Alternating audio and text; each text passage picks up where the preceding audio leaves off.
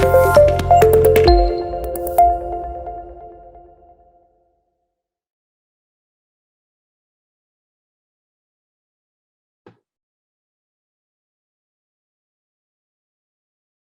bismillahirrahmanirrahim. Alhamdulillahirabbil alamin. Assalatu wassalamu alal asrofil anbiya wal mursalin. Sayyidina Muhammadin wa ala alihi washabihi ajmain. Qalu subhanaka la ilma lana illa ma 'allamtana innaka antal alimul hakim. Rabbana zidna ilma farzuqna fahma. Allahumma shalli ala sayyidina Muhammad wa ali sayyidina Muhammad. Baik, kita lanjutkan. Materi pada hari ini adalah internet working. Jadi istilah ini saya kira perlu kita pahami dan bagaimana pengejawantahannya dalam berbagai macam kancah dunia nyata, ya, bisnis-bisnis atau kegiatan-kegiatan non bisnis di dunia nyata. Ya, karena memang eranya sekarang adalah era internet working. Ya, kolaboratif tapi tidak harus bertemu muka. Nah, itu pemanfaatan internet, intranet dan extranet. Kalau dulu sebelum ada teknologi IT, ya tentu yang disebut dengan kolaborasi biasanya harus ada tatap muka, harus ada bertemu fisik, punya sekretariat bersama yang notabene sangat-sangat menyulitkan dan tidak fleksibel, tidak lincah, ya, karena mengandalkan physical infrastructure. Baik, jadi kata-kata internet working itu dilahirkan dari suatu ilmu yang baru dikembangkan yang disebut dengan Internet Work Enterprises. Jadi kalau Anda lihat kata enterprises-nya adalah jamak, jadi lebih dari satu enterprise yang terhubung. Jadi ada kata Internet Work sebagai kata kerja pasif. Jadi kumpulan enterprise yang ter-internet work, sengaja di-connect melalui internet working. Disebut dengan IE, Internet Worked Enterprises. Di sini adalah diklaim sebagai new model of business yang terus berkembang di dalam digital economy, ya, disingkat dengan IE. Dan model ini menanamkan atau memusatkan kepada pemanfaatan network jaringan, apakah internet, intranet, extranet, wide area network atau local area network. Dan di situ terdapat komunitas individual dan penolakan terhadap mindset yang hanya terpusat, ya. Jadi tidak boleh hanya satu orang menguasai segalanya, tapi banyak orang terkonek dan mereka bisa saling berkolaborasi untuk mengembangkan satu ide yang tentu akan lebih powerful, lebih berdaya guna daripada sendiri-sendiri. Dan Internet Work Enterprise itu disebut juga sebagai enterprise yang di-extend, dikembangkan kemampuannya karena bermitra dengan yang lain, ya, sehingga mampu menghasilkan produk yang bisa saling mengisi, saling melengkapi. Jadi kalau ada gajah perang dengan gajah, ini dia berkawan dengan gajah lain untuk bisa bertarung dan berkompetisi dengan perusahaan lain. Jadi barang siapa tidak bisa bekerja sama, dia akan kelelahan berjuang sendiri. Ya, fight alone. Kalau ini fight in collaboration, jadi akan lebih kuat. Yang pada dasarnya kata-kata extended, jadi dikembangkan kemampuannya itu karena menggunakan digital network untuk mereka berkooperate, berkompetisi dengan business community partners, mitra-mitra bisnis, dengan bertukar pengetahuan dan informasi yang saling mengisi antar batas-batas nasional maupun internasional, ya. Jadi sudah international level pertukaran data dan pengetahuannya itu. Itulah yang disebut dengan Internet Work Enterprise. Disebut juga Extended Enterprise. Karena enterprise yang masih tidak memanfaatkan Internet Working tentu akan kelelahan, harus berjuang sendiri melawan banyak perusahaan yang memiliki mitra-mitra yang sangat syarat dengan interaksi, komunikasi, kolaborasi, ya, sehingga mereka lebih kuat di dalam membangun suatu sistem yang kompetitif. Jadi yang mengembangkan adalah Paziente Glosivia dari Italia. Jadi dia menerbitkan buku yang disebut dengan Pergerakan atau Perubahan menuju apa yang disebut dengan IE, Internet Network Enterprise. Dan ini dari perspektif technological and organizational, ya, dipublish oleh Springer Verlag dengan ISBN yang ada di situ. Jadi berkembangnya ini menuju ke Internet Enterprise. Ini adalah satu buku yang memang didasarkan kepada riset project selama 3 tahun dan dibiayai oleh Menteri Riset dan Education di Italia. Begitulah mereka itu mengembangkan riset untuk menjadi suatu ilmu yang bisa diajarkan, dicetak dalam buku textbook yang bisa menjadi rujukan pendidikan tinggi ataupun academic communities ya untuk menggunakannya. Dan ini buku ini menyajikan overview daripada IE business, apa itu Internet Network Enterprise Business, methodologies, model, dan interpretative framework yang menganalisis sektor dan organizational contingencies yang bisa berpengaruh kepada digitalisasi dari proses-proses suatu organisasi di dalam network, baik untuk small and medium enterprise ataupun juga dalam rush enterprise.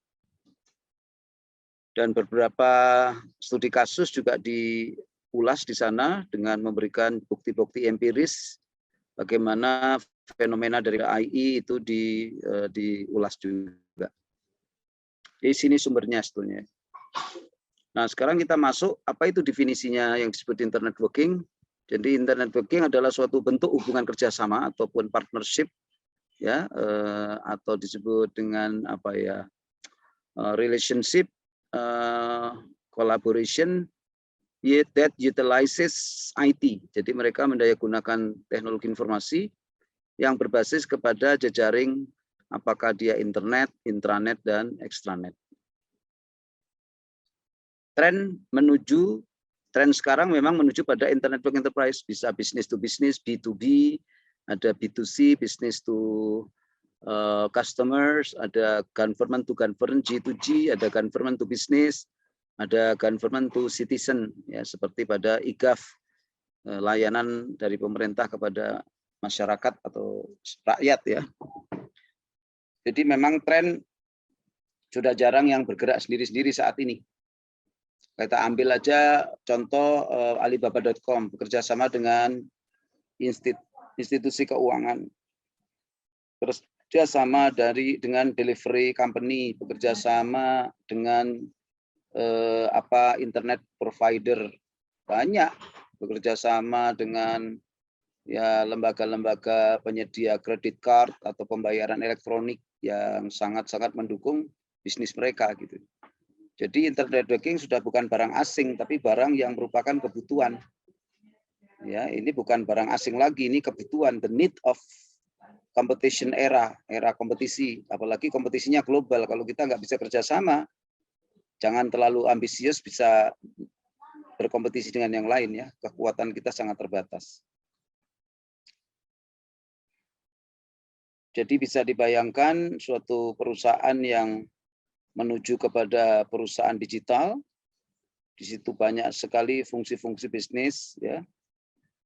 Ada pabrik, di mana pabrik itu harus memproduksi on time, just in time, tidak boleh terlambat, dan diyakinkan bahwa inventorinya memadai, tidak terlambat atau overstock. Perencanaan produknya juga baik, ya, masuk akal dan efisien.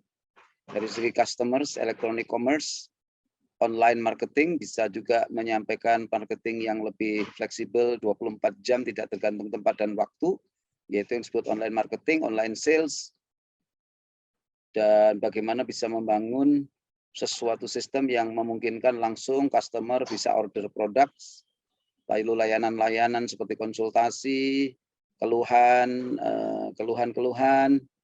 dan beberapa yang terkait dengan bagaimana kita bisa mencari produk yang paling sesuai dengan kita. Juga ada automasi daripada armada penjualan. Jadi armada penjualannya sudah berbasis agen-agen robot-robot internet yang memungkinkan mereka secara lincah dan cerdas melayani customer. Dari segi supplier, di sini pengadaan, lalu SCM, supply chain management juga di-enhance dengan adanya internet booking, karena mereka memanfaatkan koneksi internet, intranet, extranet, sehingga mudah sekali berkomunikasi dengan supplier, sehingga mereka bisa mengorder item-item yang sudah hampir habis di stoknya, sehingga tidak terjadi run out of stock atau bahkan overflow ya. Juga bisnis partner seperti bagaimana mengembangkan produk bersama.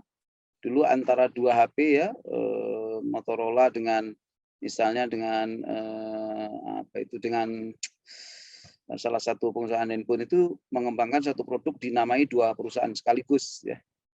Sehingga mereka bisa menghasilkan suatu produk yang mengkombinasikan fitur masing-masingnya menjadi produk baru yang digabungkan fitur-fiturnya untuk berkompetisi dengan produk-produk HP yang lain. Jadi di situ ada namanya joint design. Contoh lagi mobil, mesinnya dari Italia, kerangkanya dari Jerman, bisa aja ya. Juga seperti Lenovo, fabrikasinya di Cina, tapi desain-desain sistemnya dari Amerika. Sehingga kombinasi dari desain yang unggul di Amerika dengan Cina yang selalu memproduksi sesuatu dengan harga yang paling bersaing, itu bisa menghasilkan produk yang bagus tapi affordable ya, bisa dibeli dengan harga yang terjangkau. Bagaimana kita berkomunikasi dengan mitra-mitra kita yang kantornya berjauhan atau remote offices dan bekerja dalam grup. Di situ ada bagaimana kita mengkomunikasikan rencana dan kebijakan yang tentu masing-masing perusahaan punya otonomi dan itu memerlukan suatu sistem pertemuan digital yang memungkinkan semua kantor-kantor pusat itu bisa berkolaborasi, menyampaikan gagasan, aturan-aturan dan kebijakan, termasuk kolaborasi dalam bagaimana mengembangkan suatu produk baru, konsep aplikasi, electronic communication, dan penjadwalan kolektif ya. Nah ini kalau kita lihat memang digital firm ini full of partners ya. Semua pemainnya harus terhubung. Kalau nggak terhubung bagaimana Anda bisa punya orkestra yang bagus kan? Bayangkan orkestra, kalau nggak ketemu, pisah tempat gitu, bagaimana itu diligennya bisa menyuruh pemain bass atau memberi kode kepada pemain gitar atau piano. Mereka harus saling melihat satu sama lain dan bukan hanya itu, harus saling sinergi sehingga orkestra ini enak didengar. Sebagai contoh supply chain management kan adalah satu konsep IT yang bagaimana menghubungkan suatu perusahaan dengan suppliernya. Supplier bahan material, supplier sarana produksi, supplier daripada bahan makanan. Satu aja suppliernya terlambat, terganggu sistem kita kan, gitu. Kayak McDonald memerlukan supplier produsen ayam. Nah apa? Karena dia mensuplai itu untuk produk McDonald misalnya. Dia juga mungkin mensuplai kotak-kotak untuk kemasan-kemasan yang mereka gunakan dalam penjualan. Mereka juga mungkin meminta pasokan bumbu ya, spices atau bumbu-bumbu yang didapat dari mitra-mitranya sehingga mereka itu bisa memenuhi kebutuhan proses bisnis yang dikembangkan McDonald. Di situ tentu di SCM itu ada informasi ya, aliran informasi, aliran harga produk, aliran produknya sendiri. Jadi kita bisa mengetahui produk apa yang disuplai, tanggal berapa, jenisnya apa, berapa harganya, ya sehingga antar supplier dan yang disuplai itu terjadi komunikasi yang baik dan tidak ada satupun yang miss karena intensitas komunikasi yang sangat ketat dan dimungkinkan melalui jejaring internet, intranet dan extranet. Nah kalau kita lihat juga bahwa di sini ada kerangka di mana suatu perusahaan itu punya mitra seperti business partners ya, supplier, distributor, reseller, lalu di samping kanan ada stakeholder ya. Ada lagi sebelah kiri employees. Employees sendiri kan mitra juga sebetulnya. Jadi kita juga harus memandang employee itu mitra. Kenapa? Karena tanpa employee perusahaan kita nggak jalan kan. Sering sekali kita melihat employee itu buruh, lah itu salahnya. Kalau perusahaan menganggap employee itu buruh, seenak-enaknya memperlakukan mereka, suatu saat mereka akan ditinggal oleh employer-nya. Nah itulah yang dikhawatirkan tentang undang-undang tenaga kerja ini. Jangan-jangan apakah ada pihak-pihak yang dirugikan atau dimarginalkan ya. Kemudian ada bagian clients dan resellers. Ya. Masing-masing punya fungsi, seperti kalau partner itu supply chain management, kalau employee di situ ada administrative control, human resource management system, object resource management system, purchasing, ada lagi di stakeholder itu finance, accounting, auditing, management control, di supply chain, selling chain management itu ada client dan reseller. Nah, di dalam perusahaannya sendiri kan ada logistik, ada production, ada distribution, lalu enterprise resource planning-nya sendiri memerlukan aplikasi pengetahuan dan juga aplikasi-aplikasi yang terintegrasi untuk kebutuhan enterprise yang melibatkan manajemen hubungan ya dengan customer, sehingga customer kita setia dengan kita, seperti sales program, marketing program, customer services, sehingga kita bisa memelihara loyalty atau kesetiaan daripada customer kita dengan perusahaan kita ya. Nah, itu juga harus punya mitra, nggak punya mitra bagaimana kita bisa bersaing ya. Jadi ini disebut dengan physiology of an EA, physiology of an internet network enterprise. Jadi secara virtual cluster itu bisa pada berbagai level ontologi ya. Jadi kalau kita bicara tentang individu dan individu itu berkolaborasi, kalau mereka berkolaborasi sendiri disebut dengan grup. Jadi yang biru itu individu, yang kuning adalah grup. Tapi kalau di antara grup itu berkolaborasi lagi, dia disebut dengan IE, Internet Network Enterprise. Ya, jadi antar grup ter-internet network mereka itu bekerja sama dengan melalui jejaring internet, intranet dan extranet.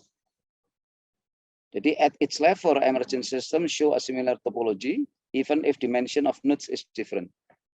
Jadi skala dari invariance ini menunjukkan bahwa level-level virtual clusternya bisa berbeda ya. Mungkin nanti di dalam grup ada lagi yang disebut dengan enterprise dulu. Jadi antar grup disebut enterprise, nanti antar enterprise bisa terkonek lagi. Bisa juga terjadi seperti itu ya. Jadi levelnya bisa berjenjang tergantung dari dinamika bisnis yang berkembang saat ini. Nah, bagaimana information technology ini mensupport bisnis global? Artinya bisa berkompetisi dengan layanan, services atau produk-produk commerce yang global ya. Ya tentu mereka harus melihat bahwa ada kemudi yang menyebabkan kita harus berubah ya. Driver of change itu ada. Salah hal yang paling menentukan dalam driver ini adalah apa? Memang globalisasi mau nggak mau menuntut kita lebih kompetitif kan. Kalau Anda nggak bicara tentang globalisasi, Anda selalu berpikir di kandang sendiri. Kalau sudah mentalnya atau sikapnya hanyalah kandang sendiri, mereka nggak akan bisa kompetisi secara nasional atau global. Jadi mindset dan heartset-nya harus berpikir tidak hanya bermain atau berkompetisi di kandang sendiri, tapi sudah di kandang ini. Jadi kalau kita bicara tentang open market saat ini, kebijakan open market, ya kita nggak bisa lagi menutup diri orang asing untuk tidak mengirim jasa, mengirim produk ke kita ya, nggak bisa karena itu kebijakan yang disebut dengan open business ya. Jadi nggak bisa, itu globalisasi. Yang kedua ya memang perkembangan teknologi sangat pesat, sehingga kalau Anda tidak mau memanfaatkan aset yang sebetulnya teknologi dan knowledge itu adalah karunia Allah, ya Anda tidak bakal bisa melaksanakan perintah Allah juga, seperti fastabiqul khairat, berlomba-lomba dalam kebaikan. Kebaikan apa? Dalam berbisnis. Bagaimana Anda mau berlomba kebaikan? Kemampuan Anda tidak mau pakai teknologi, Anda tidak bisa menggunakan aset-aset yang bermanfaat untuk meningkatkan kemampuan sebagai perusahaan. Ya tentu akan selalu dalam posisi sebagai the losers, orang yang atau perusahaan yang kalah, losers ya, pihak yang kalah. Nah, setelah driver of change ini, kenapa ternyata adanya globalisasi dan perkembangan teknologi yang demikian cepat itu membuat adanya lingkungan yang kompetitif. Jadi Anda sudah ada di dalam lingkungan kompetitif. Bagaimana kalau nggak ada perintah fastabiqul khairat, berlombalah kebaikan, Anda akan jadi korban di situ. You become the victim rather than the winners, or the losers rather than the winners. Nah, kalau sudah competitive environment, berarti Anda harus punya juga kemampuan merespon terhadap competitiveness itu yang disebut dengan competitive response. Gimana caranya? Salah satunya meningkatkan perusahaan untuk mampu memberikan layanan dan produk global, itu disebut dengan global business. Nah, pendekatan yang lain, if it is too hard for you, then you can collaborate. Jadi di situ ada alliances, alian-alian yang bisa bekerja sama dengan Anda. Berkolaborasi, itulah Internet Enterprise, Extended Enterprise. Jadi menanggapi lingkungan yang kompetitif, ya Anda harus punya global response. Ya, itu namanya orang yang selalu memikirkan strategi untuk bagaimana memenangkan suatu kompetisi. Kalau Anda berpangku tangan, maka pertama Anda akan menjadi deluser, kedua Anda menjadi orang yang tidak syukur nikmat, dikasihin apa itu karunia ilmu teknologi, dicuekin aja. Dosa juga kita sebagai khalifah. Namanya khalifah kan pengelola bumi. Bumi terus berkembang, situasi terus bergerak maju. Bagaimana Anda tidak mau memanfaatkan emerging teknologi atau frontiers teknologi untuk mengelola alam semesta ini? Nah, competitive response inilah yang melahirkan implementasi tiap perusahaan. Bagaimana perusahaan-perusahaan di Hong Kong, Cina bergabung dalam Alibaba.com, bagaimana perusahaan-perusahaan angkutan sekarang bisa menjadi perusahaan yang sangat luar biasa, bisa di-trace, mudah, ya biayanya jelas, security-nya juga lebih bagus dibanding model-model angkutan yang non elektronik seperti taruhlah yang paling jaya aja Bluebird, ya dulu kan the most well established public transportation system, akhirnya belum termasuk jatuh juga ketika mulai ada Grab dan sebagainya. Jadi implementasinya apa? Ya itu tadi, bagaimana menjadi suatu corporate yang global dengan internet working. Jadi disebut the network global corporation. Kalau nggak bisa ya Anda lelah. Apa-apa dikerjain sendiri, lelah lah. Di agama sendiri, kalau di agama Islam kan disuruhnya wa ta'awanu 'ala birri wat taqwa. Gotong royonglah dalam ketakwaan. Wala ta'awanu 'alal ismil wal udwan. Jangan gotong royong dalam dosa dan noda. Tapi dalam kebaikan Anda diperintahkan untuk bekerja sama. Berbisnis untuk kebaikan ya juga kerjasama kan. Jadi kerjasamalah dalam kebaikan. Jadi terjadilah pergeseran paradigma di dalam bisnis sekarang ini dari yang tadinya face to face menjadi menjadi digital to digital yang disebut dengan electronic meeting, electronic interaction atau virtual interaction. Nah, itu sebetulnya mengarah kepada apa yang disebut dengan EDI atau electronic data interchange, artinya bagaimana data elektronik itu yang mengalir dari satu tempat ke tempat lain. Jadi bukan barang fisik, tapi data elektronik. Kalau dulu ngirim uang, saya betul-betul uang saya taruh amplop atau dengan wesel pos, saya kirim ke seseorang. Kalau sekarang bukan uang yang ditransfer, tapi informasi elektroniknya berapa jumlahnya. 1.500.000 itu bukan uang kan, hanya informasi jumlah uang. Tapi ketika sampai di tempat yang dikirim, Anda bisa ngambil uangnya dari institusi keuangan terdekat yang bisa mencairkan uang itu. Jadi kita akhirnya apa? Keluarlah sekarang model-model aktivitas elektronik. Seperti kalau perpustakaan e-library, ada e-commerce, ada e-government, ada e-learning. Ya kan? Jadi semuanya pakai i. Kenapa? Karena kita mengutamakan pergerakan elektronik. Karena kalau mengutamakan kegiatan fisik ya lelah kita, perlu waktu, perlu perjalanan. Jadi saya waktu menjadi kepala perpustakaan di PB dulu itu sekitar 200 tahun 2014-2016 ya, 2017. Saya pesan buku nggak kayak yang sebelumnya harus jalan-jalan ke Jakarta, ke toko buku beli, habis waktu, habis uang-uang untuk macam-macam. Udah tinggal ke Amazon.com pesan buku, datang dan kita bisa bertanya buku-buku yang relevan, mencari, dan kalau salah kita bisa kembalikan dengan mudah, sehingga menurut kita itu menjadi alat bantu yang paling efektif untuk memesan buku, mencari buku, dan sebagainya di perpustakaan. Jadi memang teknologi seperti video conference, cable television, phone seluler, pages, voice, email, fax, ini memang menjadi teknologi-teknologi apa yang disebut dengan penopang utama, disebut dengan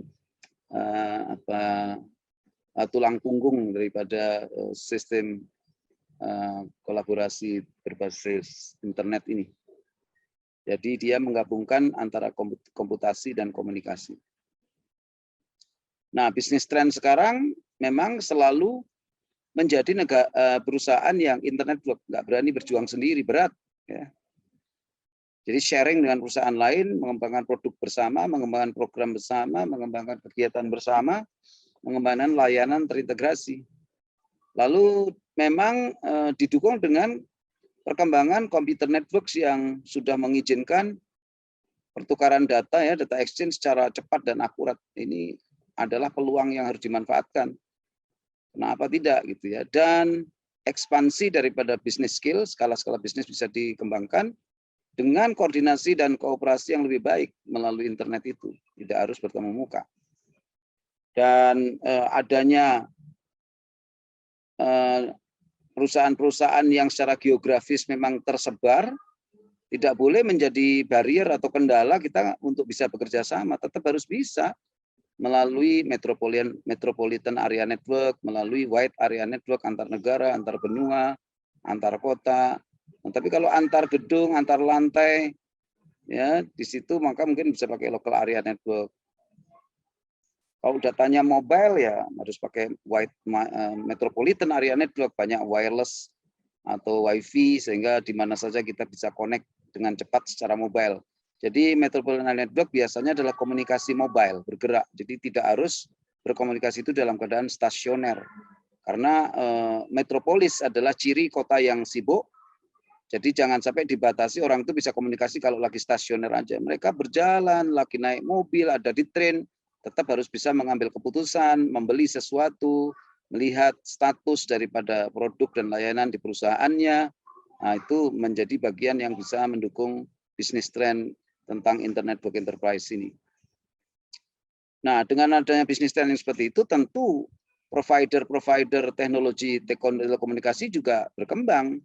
Berkembangnya kemana? Menuju penggunaan internet dan open digital interconnected local and global network ya, digital network. Untuk apa? Untuk data-data yang sudah multimedia, bisa foto, bisa grafik, bisa animasi, bisa video, bisa voice, bisa data spasial, ya macam-macam multimedia bisa dilayankan melalui penggunaan internet dan berbagai macam network-network berbasis interkoneksi lokal maupun global. Dengan pemanfaatan yang sangat intens kepada jalur-jalur serat optik. Jadi serat optik digunakan dengan sangat intens karena dengan serat optik itu kecepatan pertukaran data menjadi sangat tinggi sekali, mendekatin kecepatan cahaya. Ya, jadi kecepatan cahaya itu sudah belum ada yang lebih cepat sampai sekarang ini, dan kita sudah menciptakan kabel berbasis fiber optik. Berarti kan udah hampir mencapai maksimum, nggak bisa lagi lebih cepat. Tergantung aja bahan fiber optiknya apa, dari emas, tembaga, atau dari yang lain gitu, akan tentu dan akan menentukan seberapa kemampuan bisa mengirim data secara efektif. Dan juga mereka didukung juga dengan satelit, ya, remote sensing technologies, dengan channel-channel untuk bagaimana bisa menyediakan superhighway, information superhighway. Maksudnya gini, seperti jalan tol gitulah. Jadi koneksi internet yang seperti jalan tol, cepat banget, gitu. Cepat dan memungkinkan pertukaran data yang cepat melalui suatu fasilitas yang disediakan khusus yang disebut dengan information superhighway. Kalau di Singapura namanya Singapore One, ada Malaysian 2000, ya, ada macam-macam dibangun oleh pemerintah dengan diberi nama-nama yang memang trendy lah ya. Jadi mereka menyediakan sampai sekolah-sekolah pun cepat, ibu di rumah pun cepat. Jadi kalau kita kan biasanya di kantor cepat, di rumah lambat. Nah itu enggak, mereka semua terkonek ke jalan tol superhighway. Nah, information superhighway ini memang advanced high speed internet like, jadi memang tidak murni internet tapi like seperti internet, tapi sudah dengan kecepatan khusus menggunakan infrastruktur khusus biasanya yang menghubungkan semua individu, ibu rumah tangga, bisnis, government, agensi, perpustakaan, sekolah, universitas, dan institusi lain dengan interaktif voice, video, dan multimedia communication. Jadi udah enak banget. Nggak ada istilahnya orang di satu tempat lebih letoy atau lebih lambat komunikasi. Di mana saja Anda secepat kalau Anda menggunakan di kantor atau yang lainnya. Jadi sudah menjadi information superhighway. Semuanya langsung tol. Nah, di dalamnya selain dia cepat itu juga sudah ditambahi lagi dengan jasa-jasa untuk layanan-layanan digital ya, dan network, misalnya menyimpan data di awan, mengamankan data, lalu mengenkripsi data, mengunci data itu dalam bentuk sandi-sandi, sehingga andai kata tercuri hanya yang punya pembongkar sandi yang bisa memanfaatkan. Andai kata dia bisa nyuri, dia nggak bisa membongkar sandinya, ya percuma juga kan. Nah, layanan-layanan seperti itu atau merubah satu format data ke format lain sudah disediakan juga di jaringan yang berbasis superhighway ini. Disebut dengan ISDN, Integrated Services Digital Network ya. Nah, bagaimana nilai bisnis dari suatu internet networking? Yang pertama, mengatasi kendala geografis. Jadi tidak boleh lagi ada, wah ini tampilnya satu di Singapura, kita di Indonesia gimana? Loh, kenapa emang? Wong IT udah memungkinkan komunikasi kok. Pilihannya sudah banyak, kenapa harus kita berkecil hati dengan nama negara ya, atau dengan administrasi batas negara? Tidak ada, kita betul-betul terbuka waktu dan tempatnya. Lalu kedua apa? Mengatasi constraint waktu. Sekarang nggak ada lagi constraint waktu. Mau pesen apa aja lebih enak Tokopedia, lebih enak Amazon.com, lebih enak apa itu Bukalapak ya, daripada belanja secara fisik. Lebih mudah di-trace-nya dan kita bisa memilih variasi-variasi produk yang gampang diakses lewat internet kan. Bahkan perusahaan delivery-nya kita bisa milih si cepat,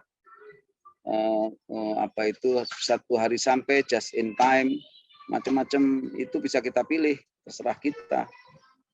Jadi masalah waktu juga sudah teratasi nih, nggak ada masalah lagi dengan adanya internet banking. Lalu mengatasi apa? Biaya juga lebih murah, nggak perlu biaya perjalanan, nggak perlu biaya pajak perjalanan dan sebagainya.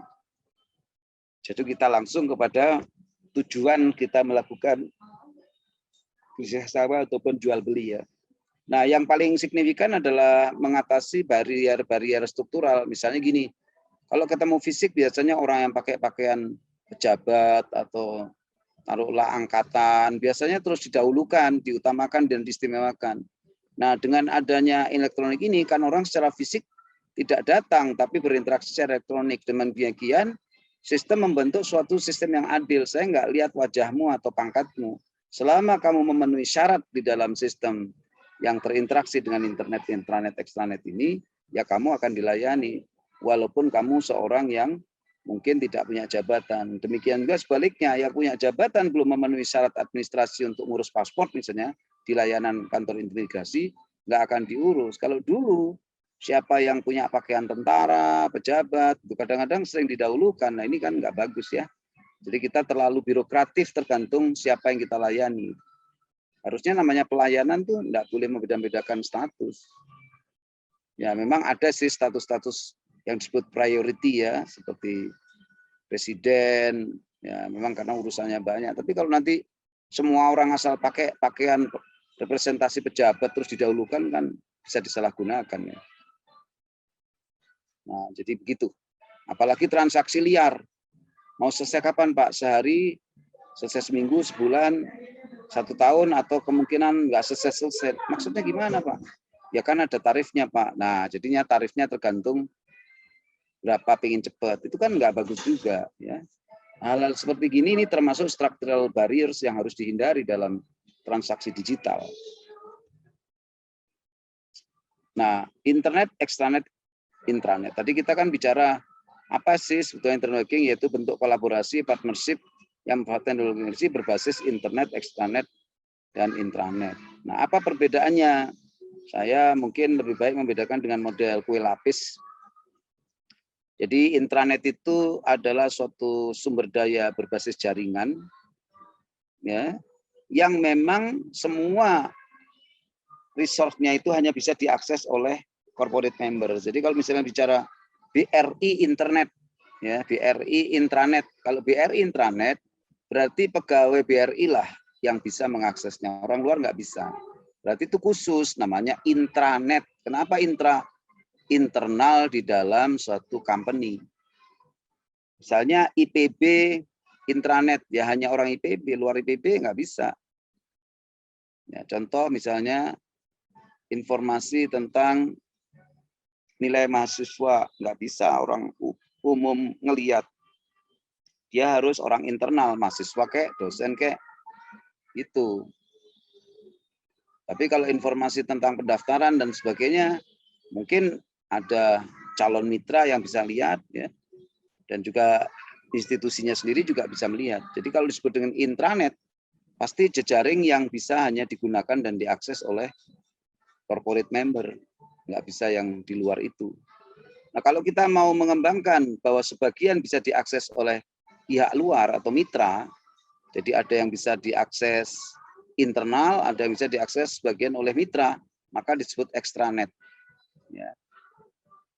Itu extranet. Jadi kalau Anda mau pakai ATM-nya BNI, ya Anda harus jadi nasabah dulu, nggak bisa dong orang luar pakai. Nah, tapi kan nanti ada kondisi Pak, orang luar bisa apa? Orang luar walaupun nggak member, kalau pengen tahu misalnya layanan apa saja, profil perusahaan, dibolehkan lihat internet. Tapi ketika dia sudah menginginkan sesuatu yang spesifik, bagaimana mencetak tabungan dan sebagainya, mestinya ya harus ikon-ikon yang terlibat dalam pengembangannya. Kalau tidak akan terjadi kerusakan. Nah, jadi itu intranet. Jadi extranet, client, partner, customer. Jadi ada bagian yang bisa di-share ke pihak luar, tapi juga ada yang hanya khusus intranet. Jadi extranet mencakup yang ada di intranet dan apa yang bisa di-share antara kita dengan mitra-mitra kita. Nah, kalau internet berarti dia melingkupi semua resource intranet, extranet, dan juga mengizinkan orang yang sangat umum pun untuk mengenal sistem database atau mengenal apa saja yang bisa diakses oleh mereka, ya. Contohnya kita bisa punya suatu perusahaan yang bisa mempertukarkan data antar negara, tapi dengan perjanjian dulu, takut memanfaatkan sesuatu yang salah. Oke, jadi kalau kalian lihat itu hanya beda dari skopnya. Di sini tentu kalau internet global society kompetitor. Jadi misalnya nih, Anda masuk www.ipb.ac.id. Ketika Anda langsung lihat tampilan ketika www.ac.id itu disebut internet. Kenapa? Karena Anda kan belum login. Sehingga orang umum kan, nah orang umum bisa lihat, jadi profilnya IPB bisa dilihat. IPB ada program studi apa dilihat. Tapi begitu Anda mau lihat raport atau mau lihat nilai, entar dulu Anda ini siapa? Atau Anda ingin pinjam suatu item peralatan di lab atau item perpustakaan. Terus IPB akan bilang begini, emang Anda itu mitra kita, dicek dulu di intranet, di extranetnya. Kalau di extranetnya memang Anda adalah anggota khusus yang menjadi mitra, Anda boleh. Tapi kalau orang umum hanya boleh ngelihat sesuatu yang sifatnya umum, begitu aplikasi tentang nilai, fasilitas mendapatkan bantuan beasiswa, nggak boleh sembarang orang kan. Jadi dia extranet, salah satu mitra kita yaitu mahasiswa boleh mengakses itu. Gitu. Nah kalau intranet spesifik lagi, ya spesifik lagi berarti dia orang dalam sekali. Ya, jadi Anda kalau masuk ke IPB, misalnya ingin mengambil mata kuliah tertentu, itu sudah harus intranet. Biasanya gitu, karena sudah terkait dengan aturan internal. What is internet? Tadi sudah saya jelaskan, memang di sini internet itu worldwide system computer networks dan sifatnya public, cooperative, and self-sustaining facility accessible to hundreds of millions of people in the worldwide. Ya. Dan protokol komunikasinya menggunakan TCP/IP. Saya kira semuanya sama, intranet juga menggunakan TCP/IP ya, dan juga extranet nanti juga menggunakan sama, TCP/IP juga dan HTTP, Hypertext Transport Protocol ya. Dan file transfer protokol. Jadi intranet itu menggabungkan segugus klien yang ada dalam satu perusahaan, affiliated ya, orang terafiliasi dalam satu perusahaan. dan dia menggunakan standar protokolnya TCP/IP atau HTTP dan beberapa komunikasi transfer data, file transfer protokol. Ya, dan mereka menggunakan sistem keamanan berupa apa yang disebut dengan firewall, tembok api ya, agar bisa melindungi kemungkinan penetrasi crime ya, atau pencurian data secara ilegal ke dalam sistem. Jadi sudah dipikirkan juga sih sebetulnya bahwa internet itu kan untuk orang dalam, nggak boleh orang luar bisa masuk ke situ, makanya security-nya harus cukup kuat ya. Sedangkan extranet adalah bagian dari company intranet, yaitu aset-aset yang tersimpan di intranet, data, sistem, peralatan yang boleh di-share keluar. Nah, jadi di-share keluar dengan pihak tertentu, yaitu mitra, jadi bisa diakses oleh pengguna di luar company kita. Itu ekstra. Dan memang harus dilindungi mana yang bisa di-share oleh mitra, mana yang tidak untuk orang dalam khusus, mana yang untuk internet, yaitu umum, harus kita betul-betul petakan yang mana itu ya. Jadi jangan data itu di semua tempat ada. Lalu ini contoh aplikasi Internet Network Enterprise di salah satu perusahaan rental bunga, bunga hias, ya. Jadi mereka sudah pakai internet, extranet dan internet ya, komputer networknya. Dan di situ perusahaan berkolaborasi dengan konsumen dan pemerintah memanfaatkan IT, internet, extranet dan intranet. Dan tujuan mereka lah bagaimana mereka bisa masuk ke dalam global market, yaitu bersaing dalam produk dan layanan. Itu adalah tujuan, sehingga mereka harus membangun Internet Network Enterprises. Contoh di perusahaan bunga, Floris Plan Rent, ya, sewa bunga seperti untuk nanti pernikahan, perayaan, peringatan, kan ada itu sewa bunga hias ya, untuk dekorasi. Jadi company-nya, core business company, rental tanaman hias, ada untuk event-event yang jangka pendek, ada event-event yang jangka panjang seperti grand opening event, graduation, tapi long term bisa political event, holiday event ya. Nah, mereka punya produk-produk seperti ini, jadi mereka bisa advertise dan kita bisa memilih untuk jenis perkawinan adat wilayah tertentu mana yang terbaik. Nanti kita tinggal klik langsung kita bisa mendapatkan ornamental floris yang mungkin cocok untuk kita. Ya. Dan mereka ini bunga-bunganya bukan hanya bunga produk Indonesia aja, mereka bekerja sama dengan Jepang, untuk ada bunga sakura bekerja sama dengan Jepang, bunga-bunga tertentu harus dengan Turki, bahkan melati tertentu itu dengan India, Bombay, sehingga produk mereka itu memang untuk global, dekorasi internasional pun mereka terima karena bahannya juga tidak hanya bahan-bahan domestik. Rangkaian bunganya juga bukan rangkaian bunga style domestik aja, internasional, European style, Italian style, USA style, ya, Middle East style, itu mereka punya itu. Jadi memang menjadi perusahaan yang global untuk bisa bersaing. Dan mereka identifikasi siapa saja sih stakeholder-nya, ada petani bunga. Jadi mereka tidak selalu menanam bunga sendiri karena mereka juga ladangnya terbatas. Mereka punya mitra petani, dididik, di-training, kemudian mereka itu produknya dibeli oleh floris ini, dibeli sehingga mereka untung dalam dua hal, tidak perlu tempat khusus untuk menyimpan tanaman karena mereka dikelola petani-petani yang menjadi mitra, petani bunga, jadi mereka tinggal siap kirim aja kalau udah panen.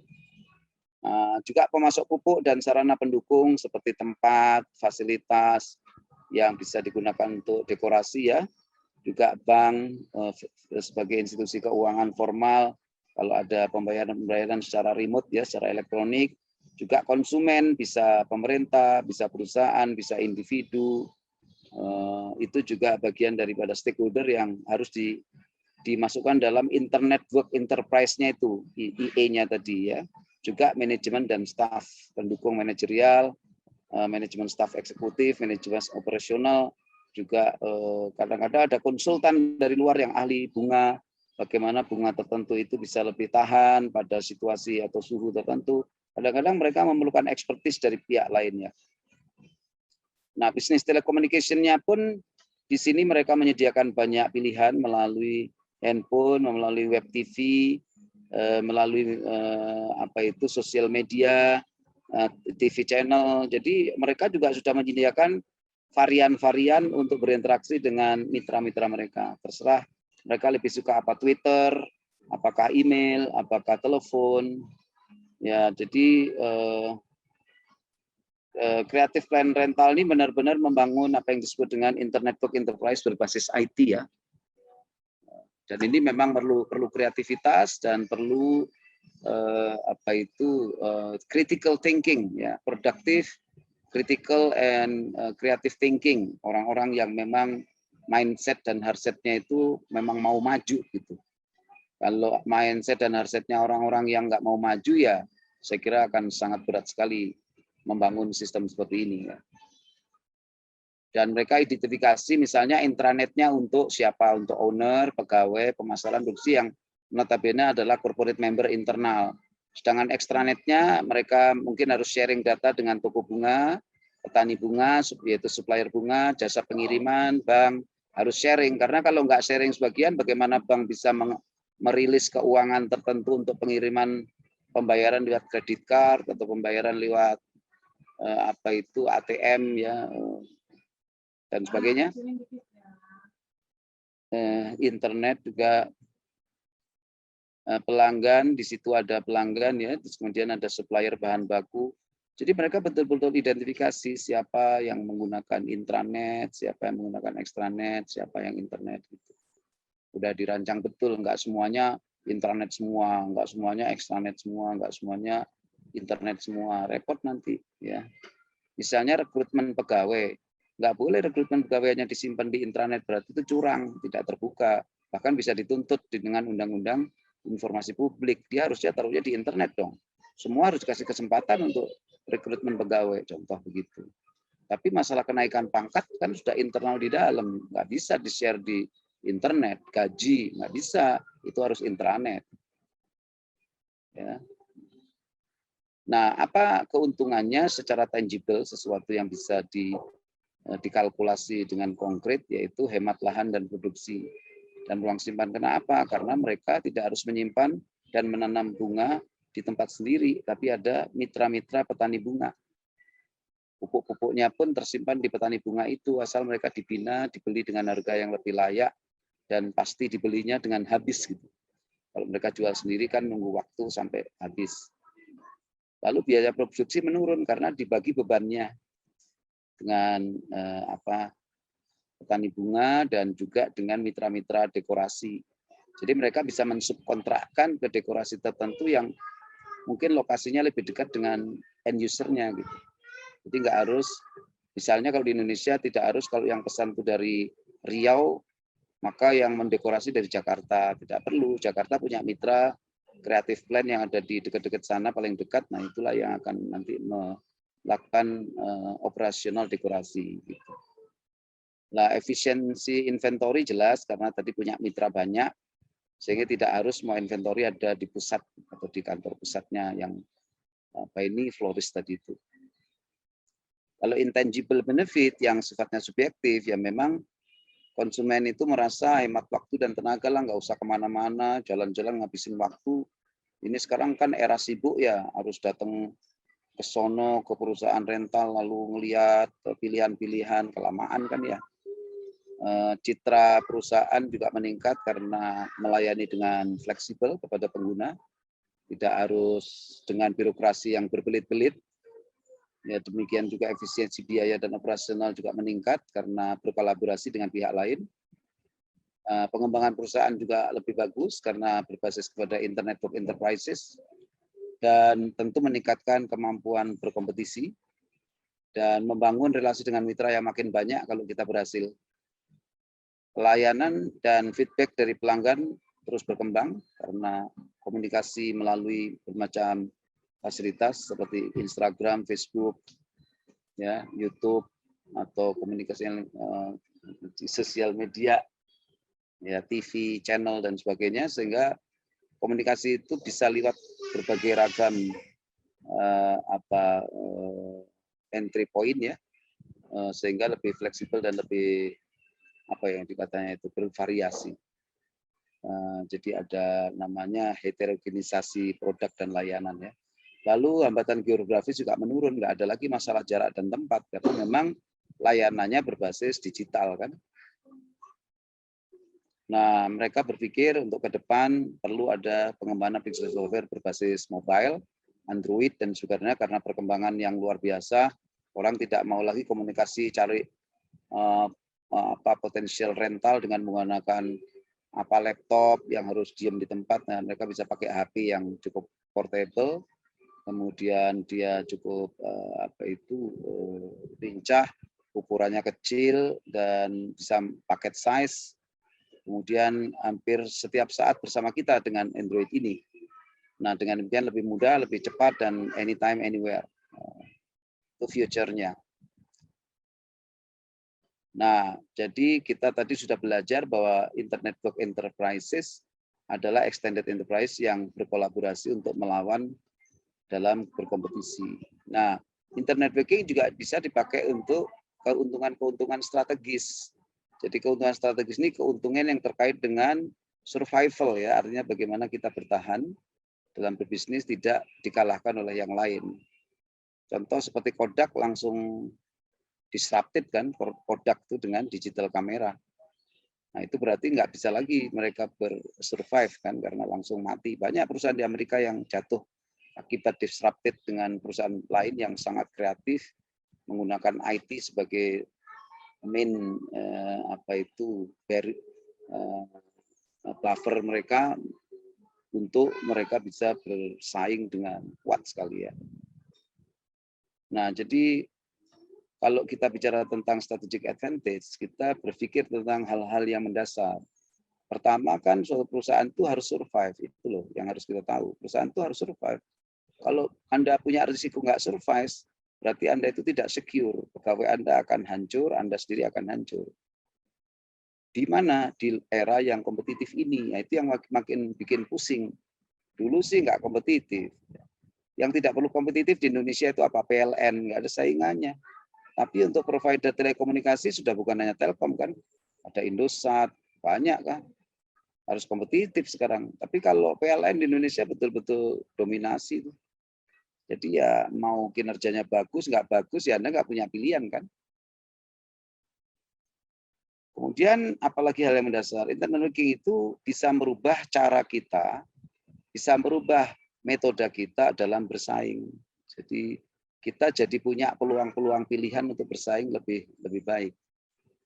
Kemudian apa? Internet Banking itu dirancang untuk diimplementasikan, dirancang dan diimplementasikan sebagai jejaring yang sebagai sarana yang sangat vital, sangat penting untuk kompetitif ini, untuk persaingan dan menolong perusahaan itu mencapai tujuan-tujuan strategiknya dengan lebih baik. Gitu.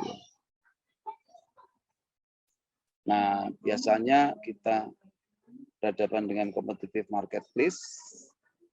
Nah, jadi bagaimana suatu company A dengan B ini akan tetap menjadi pesaing atau menjadi mitra? Kita kan punya dua pilihan, mau menjadi kompetitor atau menjadi alliance.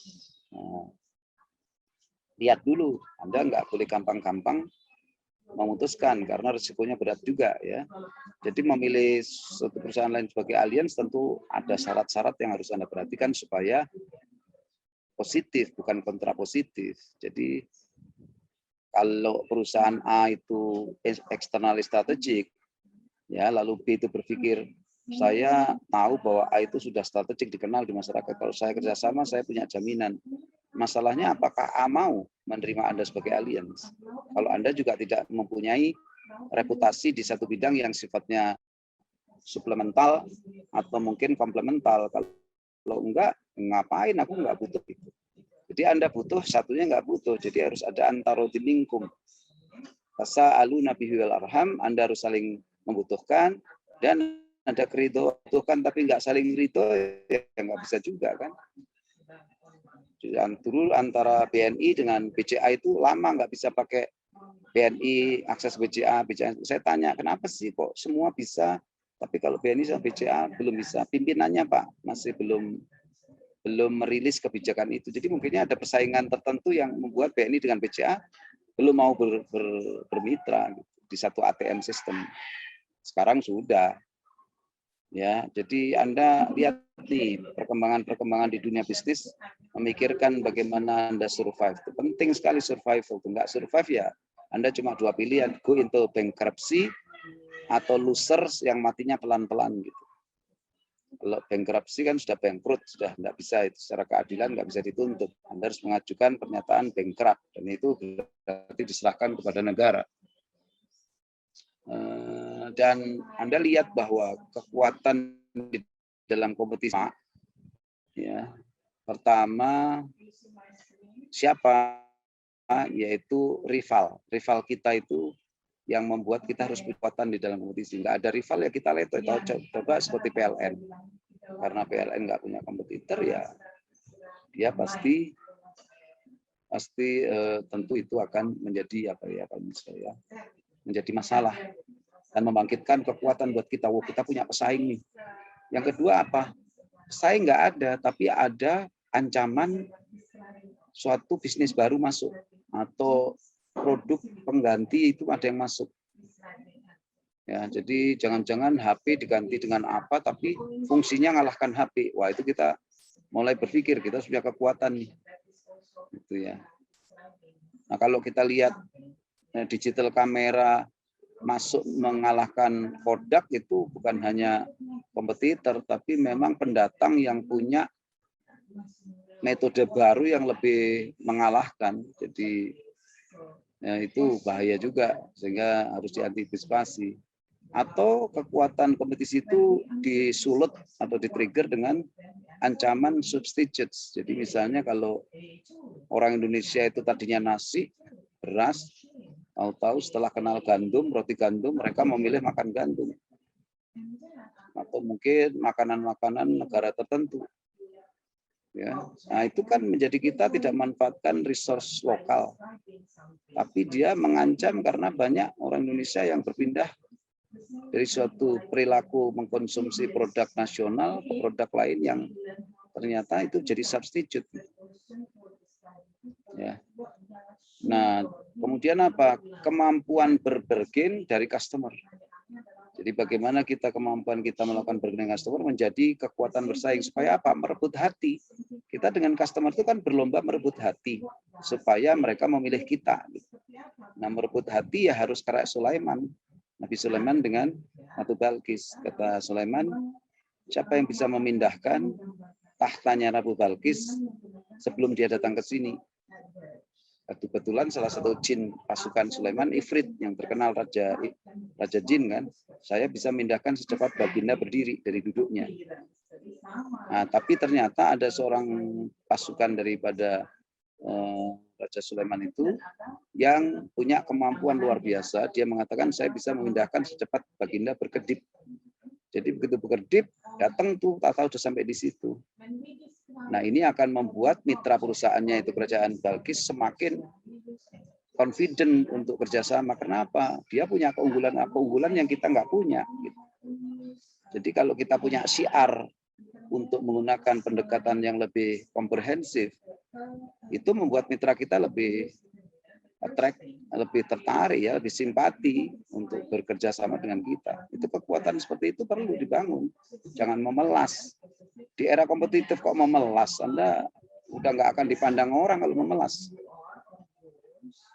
Lalu apa? The bargaining power of suppliers. Bisa nggak Anda melakukan suatu kemampuan berbargaining supaya, tolong dong, kalau sebelum habis stoknya Anda nggak usah saya minta, udah ngirim. Kata suppliernya, mau nggak kamu menyediakan data yang bisa di-share lewat extranet? Sehingga saya sebagai supplier tahu, oh ini sudah waktunya ngirim, tanpa Anda minta saya kirim.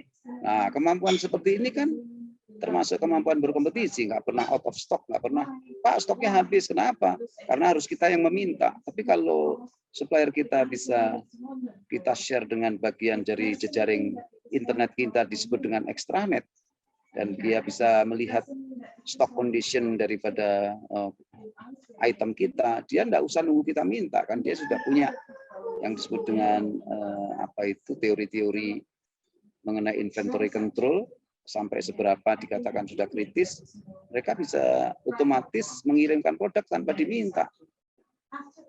Gitu ya. Nah, kalau tadi ada competitive power, forces, sekarang ada competitive strategy. Strategi kompetitif itu ada 5 juga, yaitu bagaimana Anda bisa memenangkan persaingan dengan melalui cost leadership. Jadi artinya apa? Dari segi biaya Anda paling murah. Contoh ya Cina, udah nggak bisa kita ngalahkan Cina dalam cost leadership kan. Itu mengalahkan banyak hal loh. Di Australia yang pakaian murah itu buatan Cina. Di Arab tasbih, topi yang murah buatan Cina, surban buatan Cina. Obat-obat herbal apalagi, ya toh. Nah, jadi memang Rasulullah nggak salah. Utlibul ilm walau kanasin. Tuntutlah ilmu walaupun kamu harus pergi ke negeri Cina. Maksudnya, ipteknya, bukan belajar agama. Salah ya. Ada yang bilang tuh hadis palsu. Masa belajar kok ke sono? Kan agama itu ada di agama Islam dari apa itu dari Timur Tengah. Salah.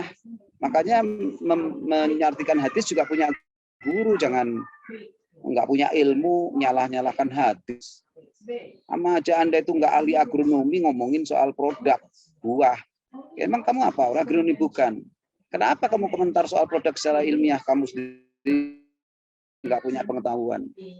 Jadi yang dimaksud itu justru kita mengajarkan ke negeri Cina tuntutlah ilmu tentang iptek. Maksudnya begitu. Jadi jangan salah paham. Nah, makanya kalau ada orang Islam nggak suka iptek itu berseberangan dengan Al-Quran sendiri, tuntunan Rasulullah. Jangan jadi orang memelas pakai apa-apa ala kadar. Orang pakai teknologi maju, Anda ala kadar ya. Jadi loser Anda. Mana bisa jadi khalifah bersaing kalau maunya memelas melulu. Ya. Nah, yang kedua strateginya adalah diferensiasi apa?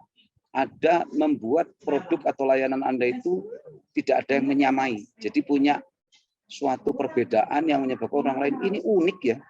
Produknya unik ini, layanannya juga unik. Nggak tahu unik dari segi apanya, tapi membuat customer Anda itu lebih senang dengan keunikan itu. Dia tidak harus harganya murah, tapi karena punya uniqueness, mereka rela membayar harga lebih tinggi daripada yang cost leadership tadi. Nah, Cina kan nggak mementingkan diferensiasi, dia yang pentingkan harga murah. Tapi kalau buatan Jerman, Jepang, USA itu memerlukan diferensi ini. Nah, ada lagi metodenya tidak diferensi apa? Dia menggunakan innovation.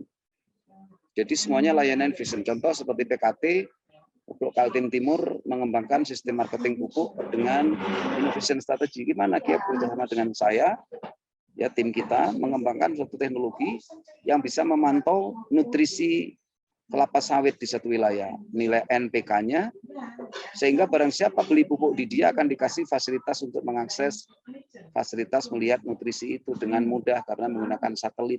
Nggak perlu sampling-sampling di lapangan, ngambil contoh daun, ngambil tanah, langsung kelihatan. Nah, ini namanya innovation, jualnya pupuk, tapi mereka menyediakan alat. Barang siapa beli pupuk dari dia, dikasih fasilitas untuk melihat status pupuk, status nutrisi, sehingga mereka lebih tepat dalam memupuk, nggak spekulasi. Itu sudah hal yang biasa ya, menggunakan innovation seperti itu sekarang.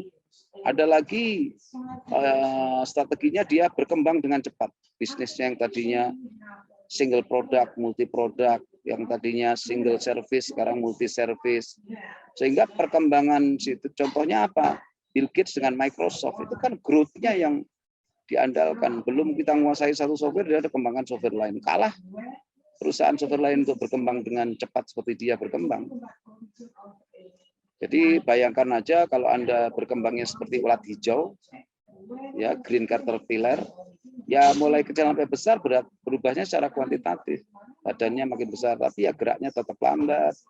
Jalannya dalam radius dekat, tapi beda dengan kupu-kupu butterfly. Tadinya ulat yang lambat, letoy, lemah, tinggal di sekitar relatif di situ-situ aja. Setelah menjadi metamorfosa jadi kupu-kupu, terbang sana sini, warna bulunya bisa berubah berdasarkan kondisi. Berarti dia bisa menyesuaikan dengan lingkungan kan. Mencari resource yang luar biasa. Jadi jangan berkembang kayak green caterpillar kata Allah. Berkembanglah seperti kupu-kupu. Bukan hanya size tapi quality, agility, ya, coverage-nya berkembang, growth-nya, kelincahannya gitu. Dan yang terakhir adalah strategi bekerja sama. Jadi strategi itu banyak sekali jalurnya, entry point-nya. Anda mau lewat mana? Anda boleh menggabungkan dua, misalnya cost sama growth misalnya. Boleh. Tidak harus satu ya, tapi dilihat dengan kekuatan dan tentu ada kajian yang disebut dengan SWOT, ya, strength, weaknesses, opportunity, dan threat. Mungkin Anda bisa menentukan yang mana itu yang bisa diterapkan di perusahaan saudara. Jadi nanti Anda bisa lihat kalau kita bicara sumbu Y-nya adalah competitive strategy, sedangkan di bawahnya adalah competitive force. Anda bisa menunjukkan misalnya ini ada ancaman pengganti nih, produk pengganti. Nah, pakai yang mana menyelesaikannya? Apakah diferensiasi strategi plus growth strategi? Kalau ada misalnya bargaining power supplier yang lebih baik, bagaimana ini pendekatannya, kan gitu.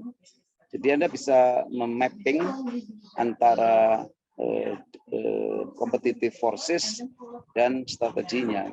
Jadi sumbu X adalah forces-nya, yang sumbu Y adalah strateginya. Disinilah perlu analisis yang komprehensif dari perusahaan.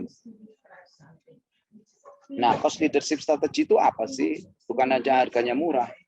Dia memang salah satunya to become low cost producers of product and services. Tapi ada lagi yang disebut dengan leadership apa? Mencari cara untuk menolong suppliernya dia, customer dia itu, kalau bekerja sama dengan Anda, mereka itu biaya proses bisnisnya jadi lebih murah. Jadi dia gini, enak ya kalau kerja sama dengan dia, ya kita jadi lebih efisien, murah, gampang. Wah, bukan hanya harga produk loh mereka. Tapi kalau bekerja sama Anda, dia memberikan jalan yang membuat Anda lebih menghemat biaya. Itu hebat itu, bukan hanya menyediakan produk murah, tapi bisa membangun sistem. Kalau ada mitra sama supplier kerja sama dengan Anda, dia merasakan keuntungan penghematan kos.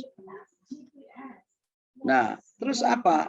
Selain itu, dia bisa membuat kalau ada orang pengen saingan sama dia harus investasi gede-gedean. Jadi mikir dulu yang mau melakukan apa itu kompetisi dengan dia, mikir, memang sih bisa, tapi besar-besaran juga asetnya, mikir dua kali.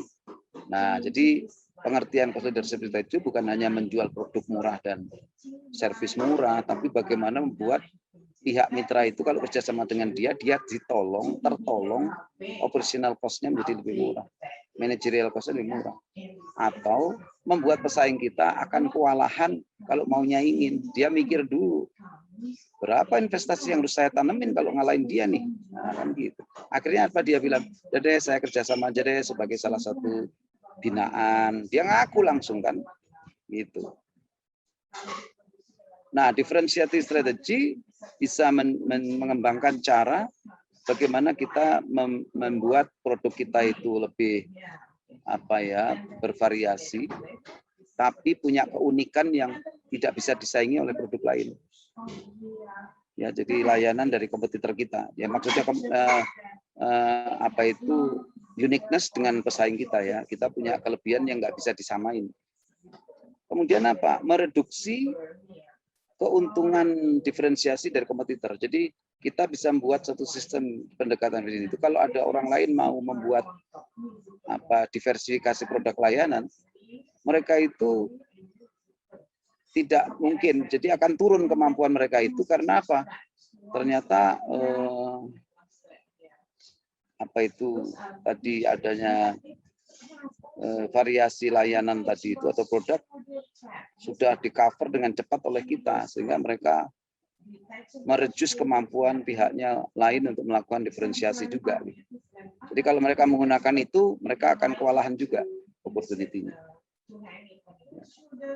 Nah, innovation strategy itu banyak, develop new product and service, enter new market or marketing segment, meng-establish new business alliances, find new ways of producing product, find new ways of distributing product. Jadi cara mendistribusinya beda, cara delivery-nya beda, cara produksinya beda, pendekatan.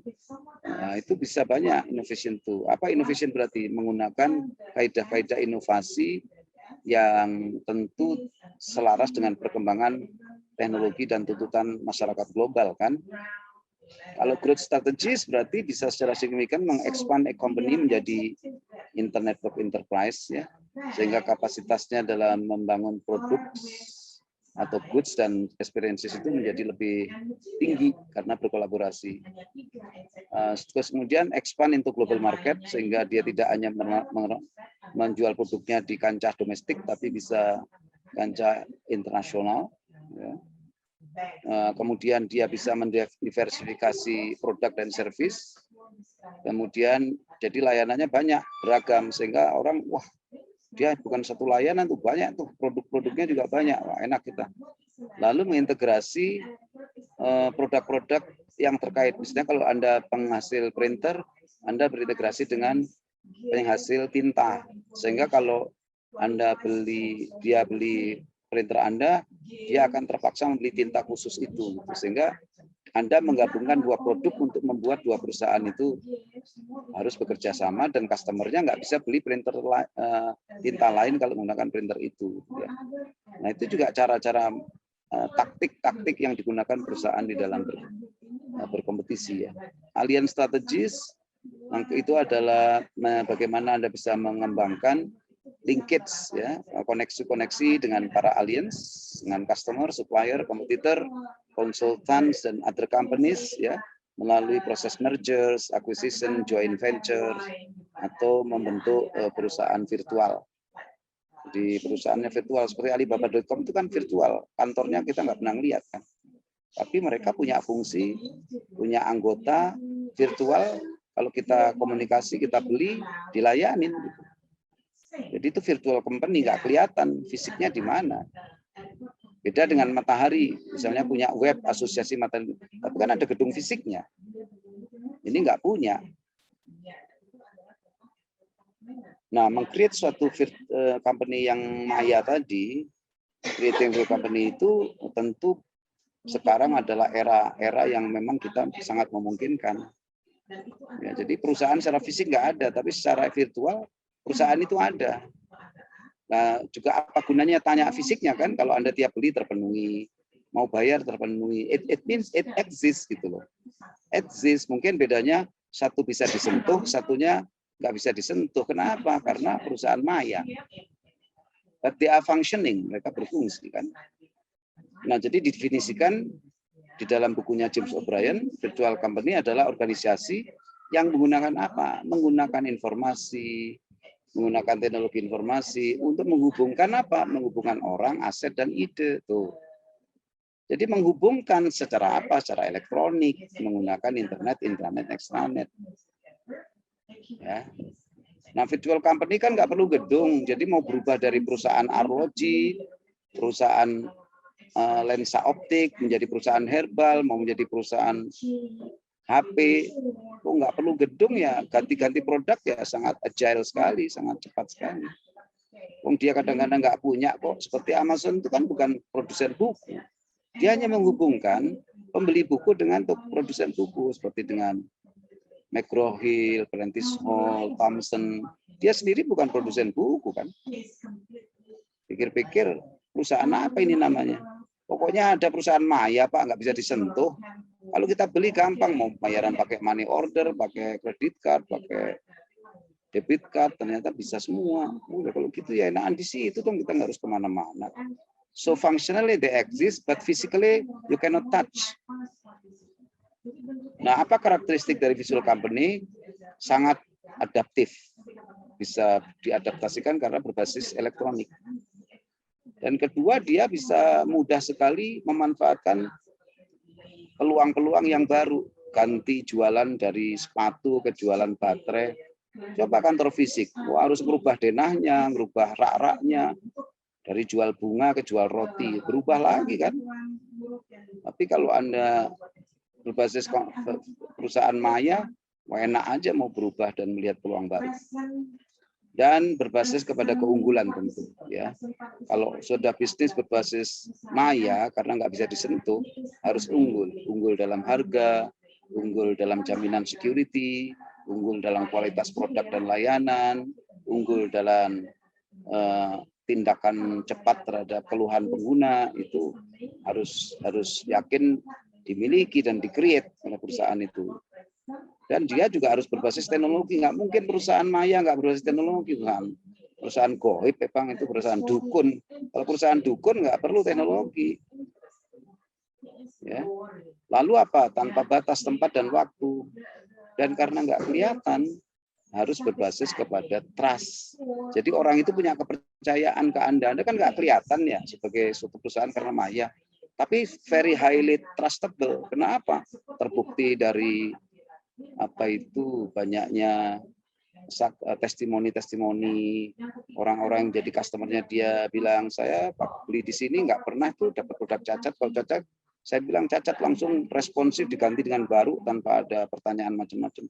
Lama-lama kita trust kan. Malah kadang-kadang dengan suatu toko yang fisik sering nggak bisa dipercaya. Nanti kita rusak ditanya ini jatuh apa macam-macam. Saya beli di Alibaba.com komponen elektronik, saya bilang, Sir, sorry, 3 of the chips are not functioning. Oh yeah, we'll replace the 3. Next time you buy, we'll send that 3. Wah, enak banget, nggak pakai tanya-tanya. Dan nggak ada itu mereka waktunya ingkar. Kalau janji 3 hari maksimum, ya 3 hari nyampe. Jadi trustworthy masyarakat. Nah, siapa orang begini? Yaitu orang-orang yang ngikutin Nabi Muhammad, bisa dipercaya. Bukan tukang ngomong sana sini, kenyataan nol. Ya. Nah, beberapa strategi bisnis untuk virtual company ini ya tentu berbasis kepada sharing infrastructure and risk. Jadi resikonya kita bagi bersama, infrastruktur internetnya, intranet, extranet kita topang bersama, dan biasanya yang di linknya itu adalah core kompetensi yang sifatnya komplementari atau suplementari. Jadi kita membuat produk A, tapi disuplai dengan tambahan dari perusahaan supply B yang melengkapi itu, atau yang komplemennya. Jadi kita saling membutuhkan memang. Umumnya kalau menghasilkan produk yang sama ya susah.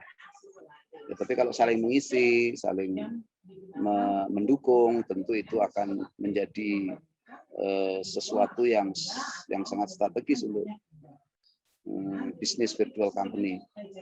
Kemudian reduce konsep to cash time through sharing. Jadi bagaimana kita bisa mengganti biaya waktu itu dengan sharing. Jadi karena sharing, kerjaan kita bisa dilaksanakan secara paralel, tidak harus sekuensial, jadi bisa menghemat waktu lebih cepat dengan membagi tugas bersama kepada mitra. Lalu increase facilities and market coverage, bisa menambah fasilitas kita karena berbasis internet kan tinggal connect sana sini, cari situs baru, URL baru, dan market coverage kita menjadi lebih luas. Berikutnya adalah bisa mendapatkan akses kepada wilayah-wilayah pasar baru atau share market or customer loyalty. Nah, yang ketiga, ini yang terakhir sangat penting konsepnya, bagaimana kalau virtual company itu lebih tidak menjual produk tapi menjual solusi. Jangan menjual produk karena kan produk Anda bukan fisik, nggak kelihatan, paling-paling foto. Jadi kalau bisa selling solution sehingga orang, loh ya oke, solusi ya bisa kayak gitu ya, tapi produknya apa supaya solusi? Nah, baru Anda menawarkan produknya. Jadi nggak boleh lagi jualannya seperti kalau ketemu tatap muka, nih Pak pompa, ini Pak sapu, nggak bisa gitu. Anda punya problema apa, Anda tawarkan. Ya, jadi biasanya memang visi ini menggunakan internet, intranet, extranet.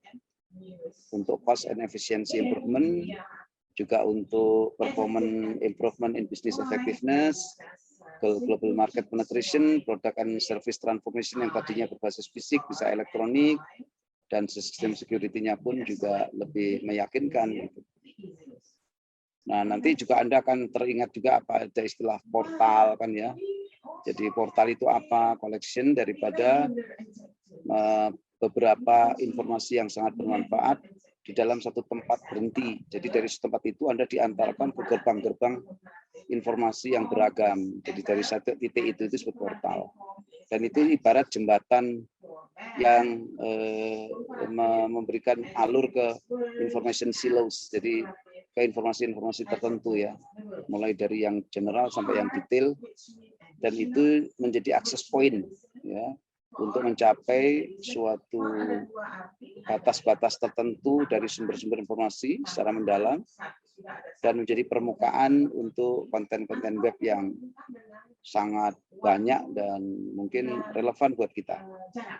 Dan portal itu menyediakan online access to intranet corporate information dan menjadi one stop information. Jadi stasiun itu mau pergi kemana aja Anda ada. Gitu. Jadi stasiun itu menjadi portal karena dari stasiun itu Anda bisa kemana-mana. Nah, contoh dari portal adalah Pak Google with good content. Jadi kalau Anda bisa mendapatkan bagian dari URL Google untuk good content yang sesuai dengan core business Anda, mungkin Anda tidak mau lagi pakai search engine yang lain karena sudah bisa mengantarkan Anda kemana-mana dari Google itu. Nah, jadi memang dia adalah common place untuk mencari informasi, point and click, entry place to places, easy access to data, what you want, where you need it, when you need it, itulah portal. Tapi menurut Webopedia, portal adalah website or service that offers a broad array of resources and services. Ya. Jadi ini nanti kalau ada istilah seperti itu, Anda sudah tahu. Bahkan menurut IBM, dia punya definisi sendiri. Ya, jadi singkatan portal itu yang dijadikan definisinya, P-nya adalah personalization, O-nya adalah organization of the user desktop, R adalah resource division determine who sees what, T adalah tracking of activities, E access to the heterogeneous data store, dan L-nya adalah location of important people and things. Itulah portal menurut IBM. Nah, jadi memang ada perbedaan antara portal dengan website. Memang portal tidak menggantikan website, ya. External user still needs to access your home page.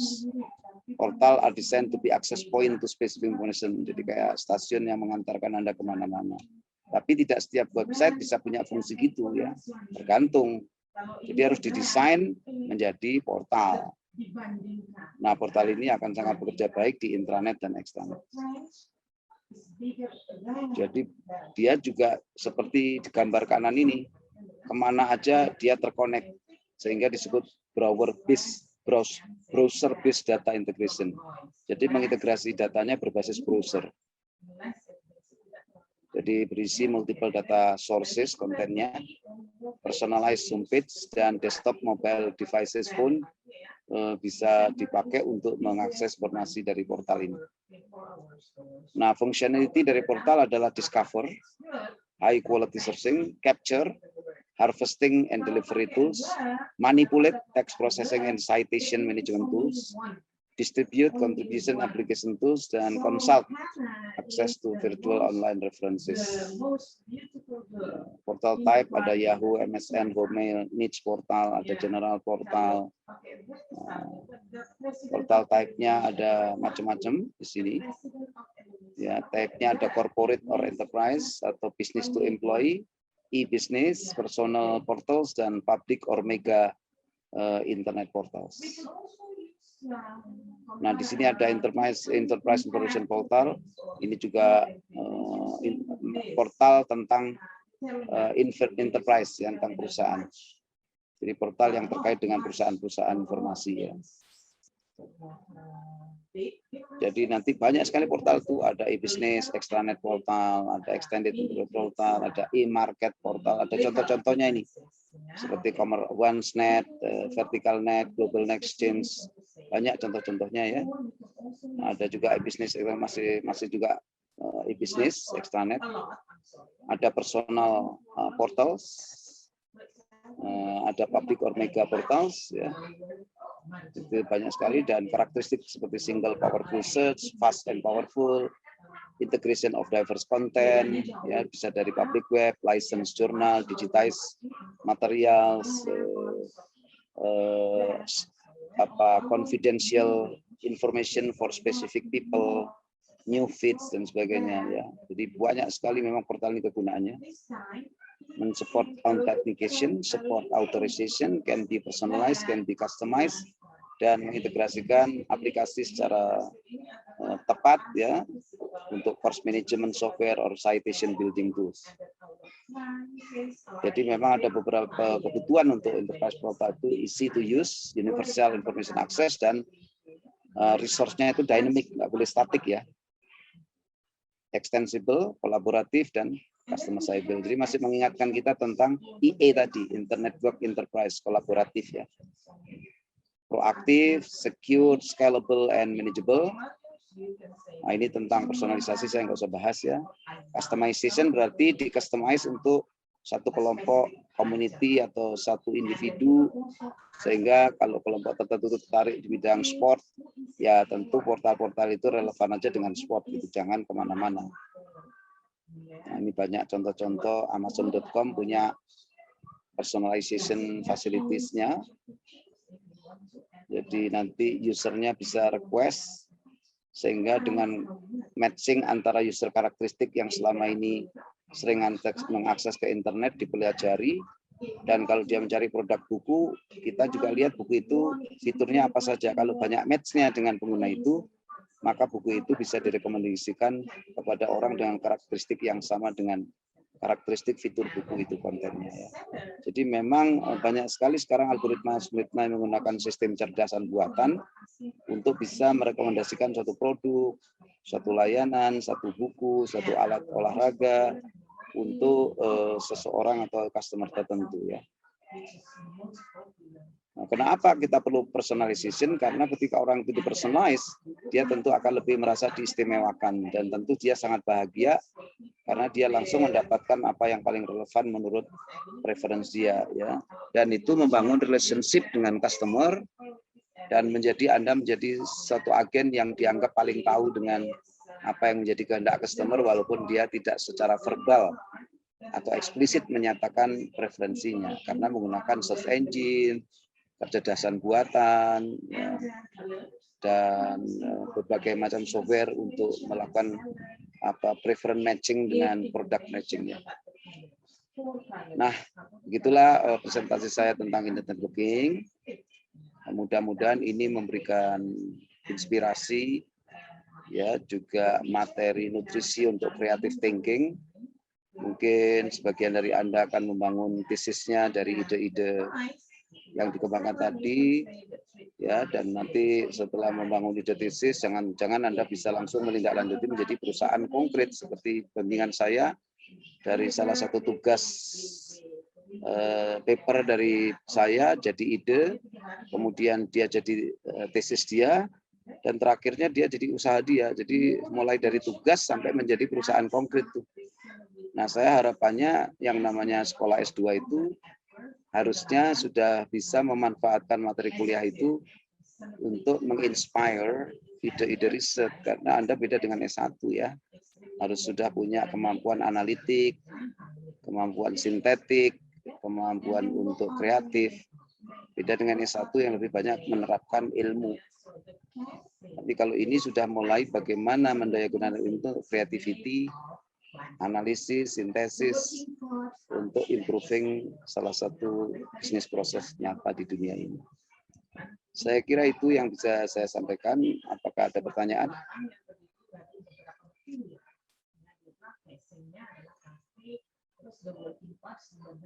Tidak ada. Seperti biasa, mahasiswa KMP baik-baik, menjadi pendengar baik, dan tidak pernah bertanya.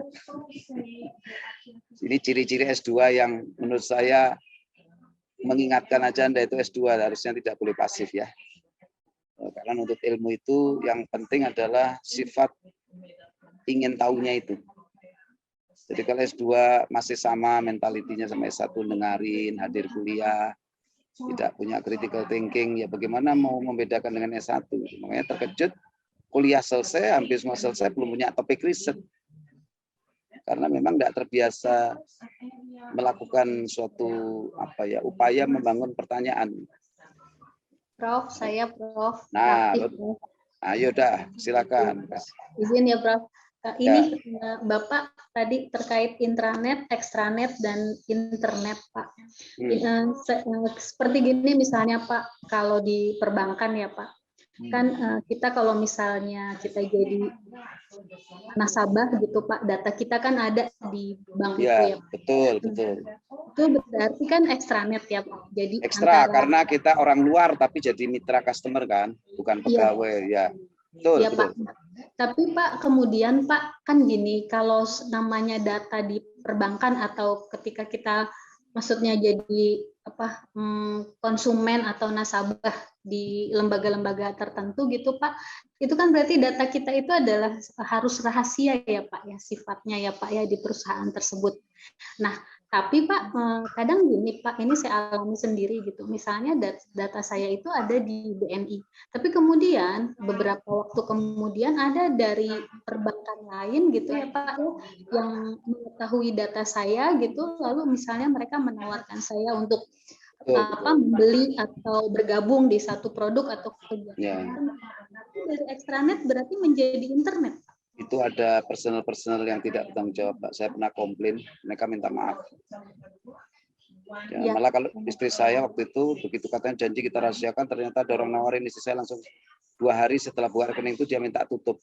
Loh, Bu, kok gitu Bu? Anda bohong. Anda bilang katanya rahasia, ternyata saya langsung 2 hari buka rekening di sini udah macam-macam orang nelpon saya, habis saya status rekening saya. Jadi memang ada oknum. Jadi makanya saya katakan teknologi itu netral. Yang membuat dia itu buruk, baik, ya khalifah ini. Khalifah yang hatinya nggak bersih. Dibangun sistem dia ngerusak. Gitu. Jadi itulah kerusakan pertama dengan sistem yang susah saya dibangun, dihancurkan oleh mereka yang tabiatnya memang tidak sehat. Gitu. Contoh gini ya, Anda lupa PIN. Mestinya kan PIN itu ada sistem database tinggal search. Dia tinggal kasih jalan, terus dia nggak usah lihat PIN itu, dikirim ke Anda. Atau cari sesuatu yang bisa cepat. Dia bilang, wah kita nggak bisa mencari. Gitu. Kadang-kadang dijawabnya gitu. Terus kita bilang, Mbak, saya ini orang IT, Mbak. Saya juga dosen. Apa gunanya dong ini disimpan secara digital kalau Mbak nggak bisa cari? Mbak malas nyari atau nggak bisa cari? Akhirnya kalau enggak saya akan lapor nih ke pimpinan. Akhirnya bisa keluar. Jadi memang behavior, mentality, attitude, it plays very important role to the information system that you develop. Anda punya sistem bagus kalau pelaku-pelakunya orang-orang yang tidak amanah, ya, hancur juga kan. Buktinya ada internet dipakai untuk memfitnah. Ada media, sosial media dipakai untuk membongkar kondisi rumahnya sendiri. BT gua hari ini, ya kan itu tuh membongkar rahasia rumah.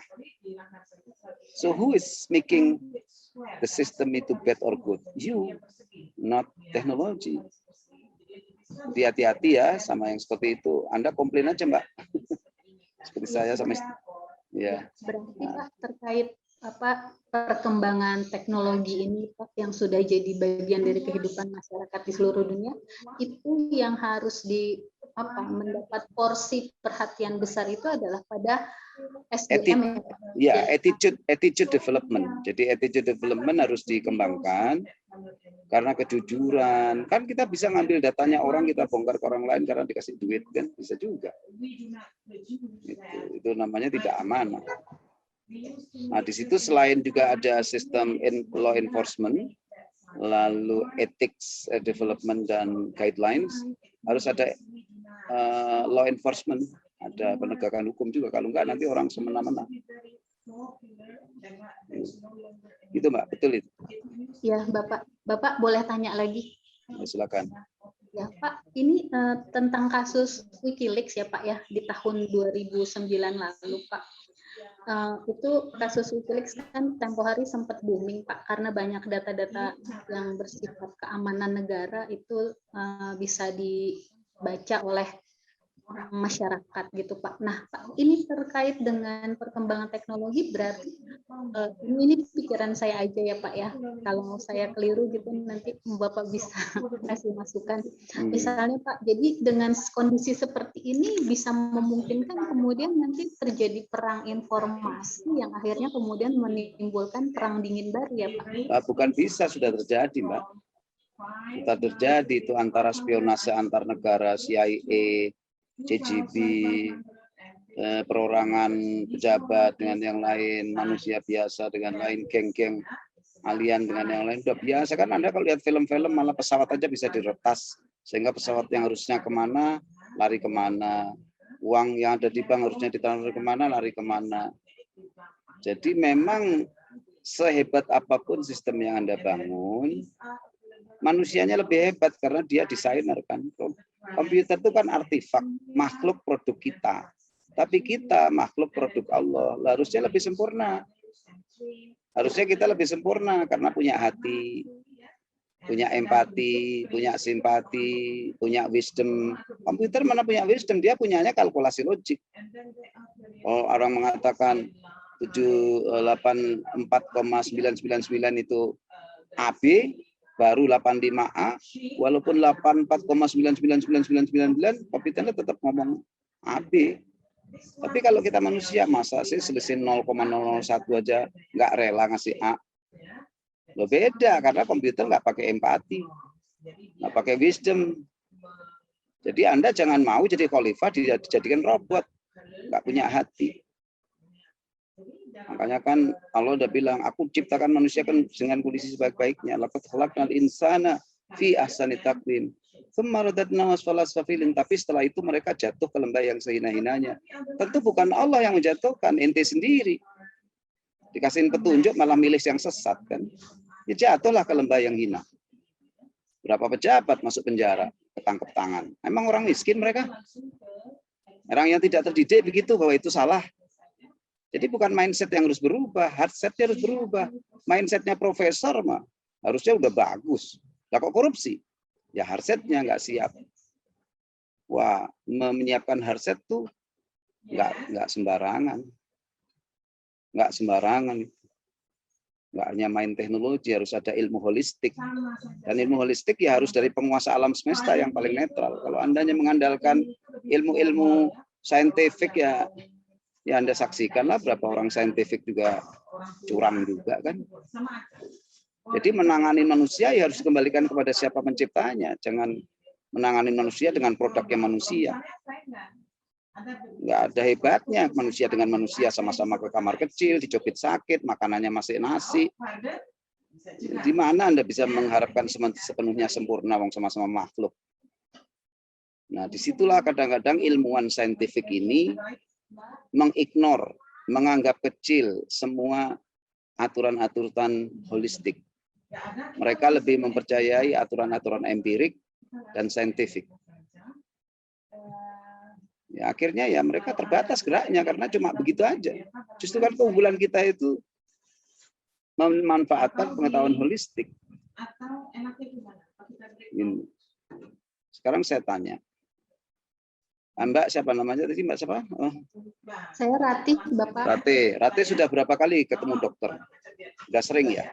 Ya, sering, Bapak. Sering. Ada dokter yang baru pertama kali ketemu pernah juga? Pernah, artinya belum pernah, terus ke situ? Pernah, Pak. Nah, ya pernah. Nah, sekarang Anda datang ke situ kan biasanya menceritakan apa problem sakitnya kan? Lalu dia periksa, lalu dia memberikan apa itu rekomendasi obat, begini diminum sekian kali, campur dengan ini dan sebagainya. Nah, terus Ratih percaya betul nggak? Langsung lakukan kan? Padahal kenal baru hari itu. Kenal baru hari itu, dan Ratih pasti tidak dijelaskan bagaimana obat dengan konten-konten kimia tertentu itu nanti kalau dimasukkan air, diminum, dia akan pergi ke wilayah mana, secara psikokimiai apa yang akan diperbuat, bekerjanya gimana, enzim apa, hormon apa berubah, bereaksi jadi apa sehingga Anda sembuh.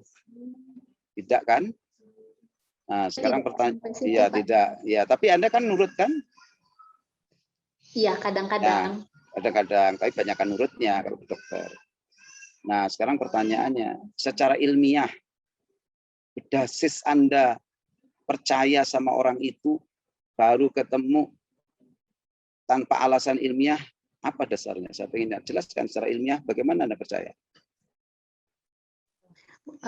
Ini Pak, kalau saya berpikirnya mungkin lebih yang pertama itu lebih kepada pemaham awal kalau apa ya kepercayaan bahwa dokter itu dia ya dokter itu memang apa secara pengetahuan gitu dia memang belajar tentang bagaimana menyembuhkan orang sakit, membantu menyembuhkan yang sakit gitu Pak.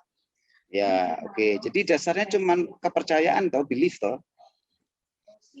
Iya, Pak. Belief kan, belief bahwa dokter. Nah, ya berarti nggak ada ilmiahnya kalau seperti itu. Kalau unsur belief. Sekarang kalau kamu saya lanjutkan, kalau kamu sama dokter bisa punya belief, kapan dia orang terdidik dan sebagainya. Bagaimana dengan zat yang menciptakan dokter? Bagaimana Anda berperilaku tentang belief tadi kepada yang nyiptain dokter yang menciptakan sistem saraf otak sehingga dia bisa nuntut ilmu? Terus biasanya orang diem. Oh iya Pak, kalau Allah bilang begini, salah satu pengobatan jiwa adalah kita berzikir kepada Allah, mengingatkan. Kita kan nggak langsung percaya. Berarti kita juga nggak punya arisan ilmiah kan? Belief-belief kita itu terbatas kepada apa yang kita udah di mindset kita, dokter pemberi jalan.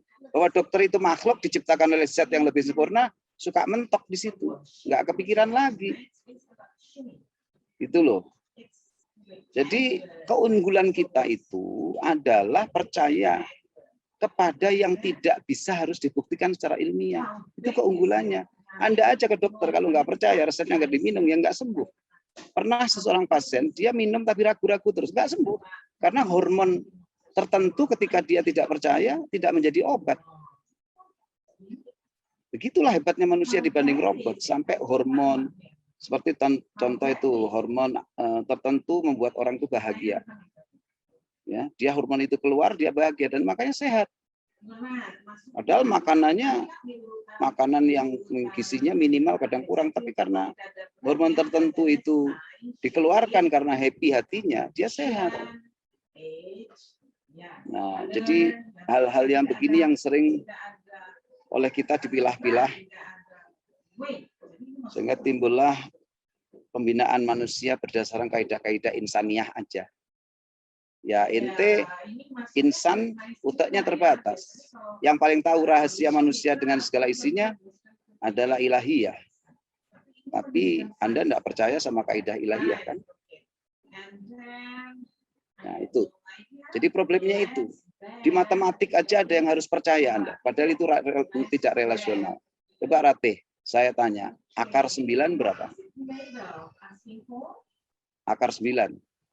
Harus dihitung dulu, Pak. Lupa saya. Loh, Mas, akar 9 masa nggak bisa sih? 3 kan? Ya. Karena 3 kan? Oh iya, Pak. Iya, Pak. Iya, Ya, betul. 3, Pak. Akar 100? 10. 10. Nah, 10. 110. Ya, akar 10. Akar minus 9? Minus 3 ya? 3. Minus 3 dikuadratkan 9, nggak minus. Nggak ada kalau dikuadratkan jadi minus kan? Iya, betul Pak. Jadi walaupun minus 3 dikuadratkan 9. Jadi gimana dong akar minus 9 jawabnya? Tuh, kan nggak bisa jawab. Saya bisa menjawab. 3i hasilnya. 3i. Jadi saya rubah dulu akar minus 9 sama dengan akar 3, sama dengan akar 9 dikalikan akar minus 1. Kan pangkatnya sama, 9 pangkat setengah dikalikan minus 1 pangkat setengah. Jadi bisa minus 9 pangkat setengah, makanya akar minus 9. Nah, begitu akar 9 kalikan akar minus 1, akar 9-nya kan 3. Akar minus 1 kan nggak ada. Sama orang matematik dibilang, ini yang namanya bilangan imajiner. Orang matematik aja kan ini imajiner, nggak ada akar minus itu. Tapi dia buat definisi, akar minus 1 disebut I. Jadi jawabnya 3i. Saya tanya mahasiswa, siapa yang nggak percaya sama bilangan imajiner? Ini matematik loh, ilmu eksak. Anda dipaksa percaya. Kalau nggak percaya, jangan belajar matematik. Keluar dari sekarang juga. Karena nanti penyelesaian matematik banyak menggunakan akar minus 1. Saya bilang gitu. Ada dia mahasiswanya. Lawang ilmu ilmiah aja perlu dipaksa dengan belief, walaupun itu imajiner. Apalagi urusan ilahiyah. Bagaimana Anda akan sepenuhnya pakai akal? Di matematik aja Anda disuruh percaya. Suka enggak dengan akar minus 1? Enggak suka, ya jangan belajar matematik kalau enggak suka, enggak percaya. Mana ada akar minus, Pak? Sesuatu kalau diakarkan, itu harus dikuadratkan dulu. Kalau dikuadratkan enggak mungkin negatif, kan? Memang betul kata orang matematik. Tapi saya membuat definisi, akar minus 1 itu adalah I. Apa? Imajiner. Jadi tidak ada sesuatu yang tanpa belief. Belief itu hidup. Bahkan belief itu menjadi kekuatan yang sering sekali lebih tinggi dari apa yang bisa kita lihat dengan mata, IoT, sensor-sensor. Begitu. Orang ada yang lihat obat. Ada orang yang punya gini, saya yakin saya sembuh. Sembuh. Saya yakin saya akan terus ikhtiar karena ada zat yang maha kuasa yang akan menolong saya. Dapat. Tapi kalau dia hanya mengandalkan mikroskop, obat, tanpa percaya dengan hal yang lain, you are very limited. It's almost equivalent to learning mathematics, but you don't believe to imaginary number. You are limited. Nggak bisa menyelesaikan permasalahan persamaan diferensial yang mengandung bilangan kompleks. Kenapa? We don't believe it imaginary number. Jadi nggak bisa belajar matematik secara komprehensif kalau Anda menolak akar minus 1, walaupun disebut imajiner orang matematik sendiri.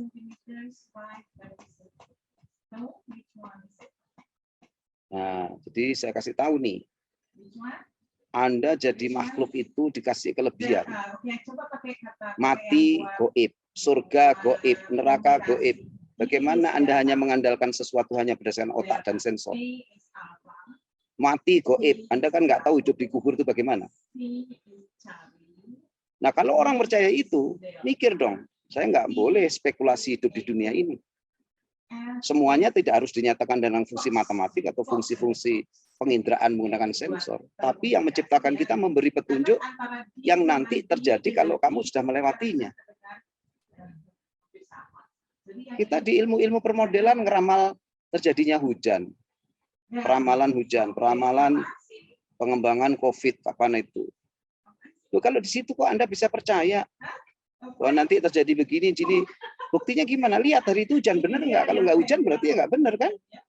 Oh iya Pak, namanya juga pendugaan. Nah kalau gini aja bilang, iya Pak, namanya kan dugaan manusia Pak, bisa salah. Nah kayak begitu. Nah itu nggak mungkin terjadi sama yang nyiptain kita. Kalau yang nyiptain kita pasti benernya. Cuman Anda menganggap itu hal yang tidak patut dipercaya. Kan gitu aja, itu mindset kita aja. Belief lah. Jarang. Makanya orang kalau sukses bilang itu berkat usaha saya. Kayak kamu menentukan aja. Kalau nggak ada izin Allah, walaupun kamu dibantu orang sak dunia, nggak bakal terjadi. Tuh, nah itu yang beda. Beda itu. Disinilah keunggulan yang seharusnya menjadi differentiation excellent. Diferensiasi. Tadi kan ada strategi diferensiasi. Di situ. Orang nggak percaya sama bilangan imajiner ya nggak bisa belajar matematik dengan benar-benar. Saya bilang kamu nggak usah ikut mata kuliah matematika teknik. Saya kan ngajar engineering matematik.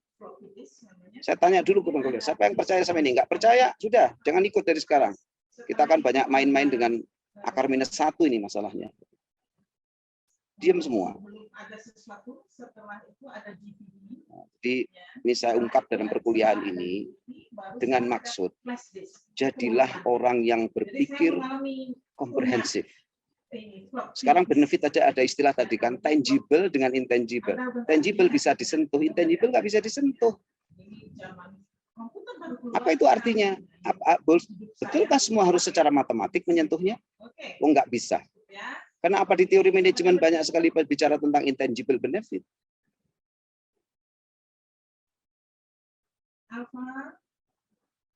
Jadi kalau Anda misalnya ini sekarang tadi Mbak Rate, besok ujian tesis, yang uji Profesor Ujang, yang uji Profesor siapa? Anda kan ngeri itu malamnya. Profesor Ujang. Nggak usah ngeri. Profesor Ujang makhluk. Profesor itu makhluk. Minta sama yang ciptakan, ya Allah mudahkanlah saya dalam ujian. Jadikanlah mereka lembut dalam ujian.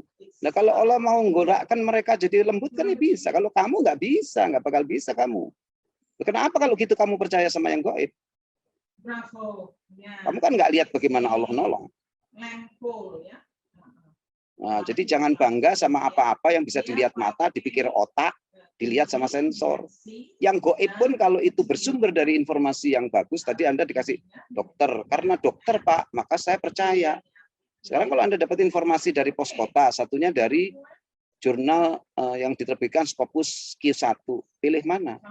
Ya itu dong Pak. Nah kalau kamu dapat data, satu dari dokter, satu dari yang buat dokter, percaya yang mana?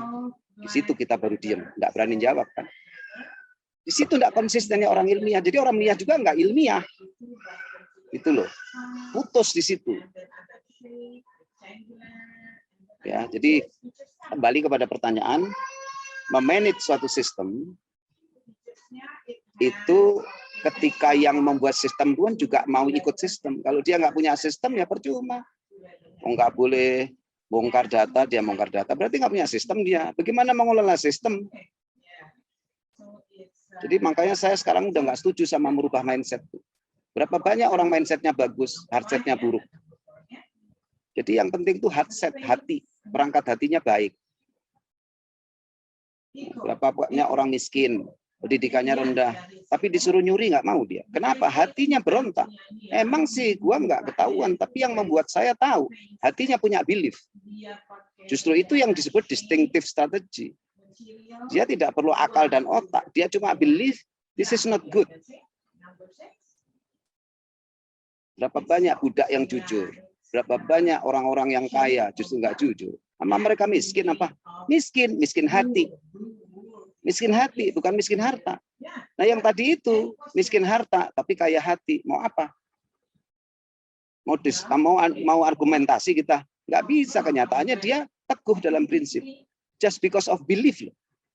Bukan logik. Jadi ya gabungkan dua-duanya lah. Ikhtiar iya, tapi andalkan juga masalah holistik. Jangan belajar matematik, nggak mau belajar bilangan imajiner. Ya nggak tuntas.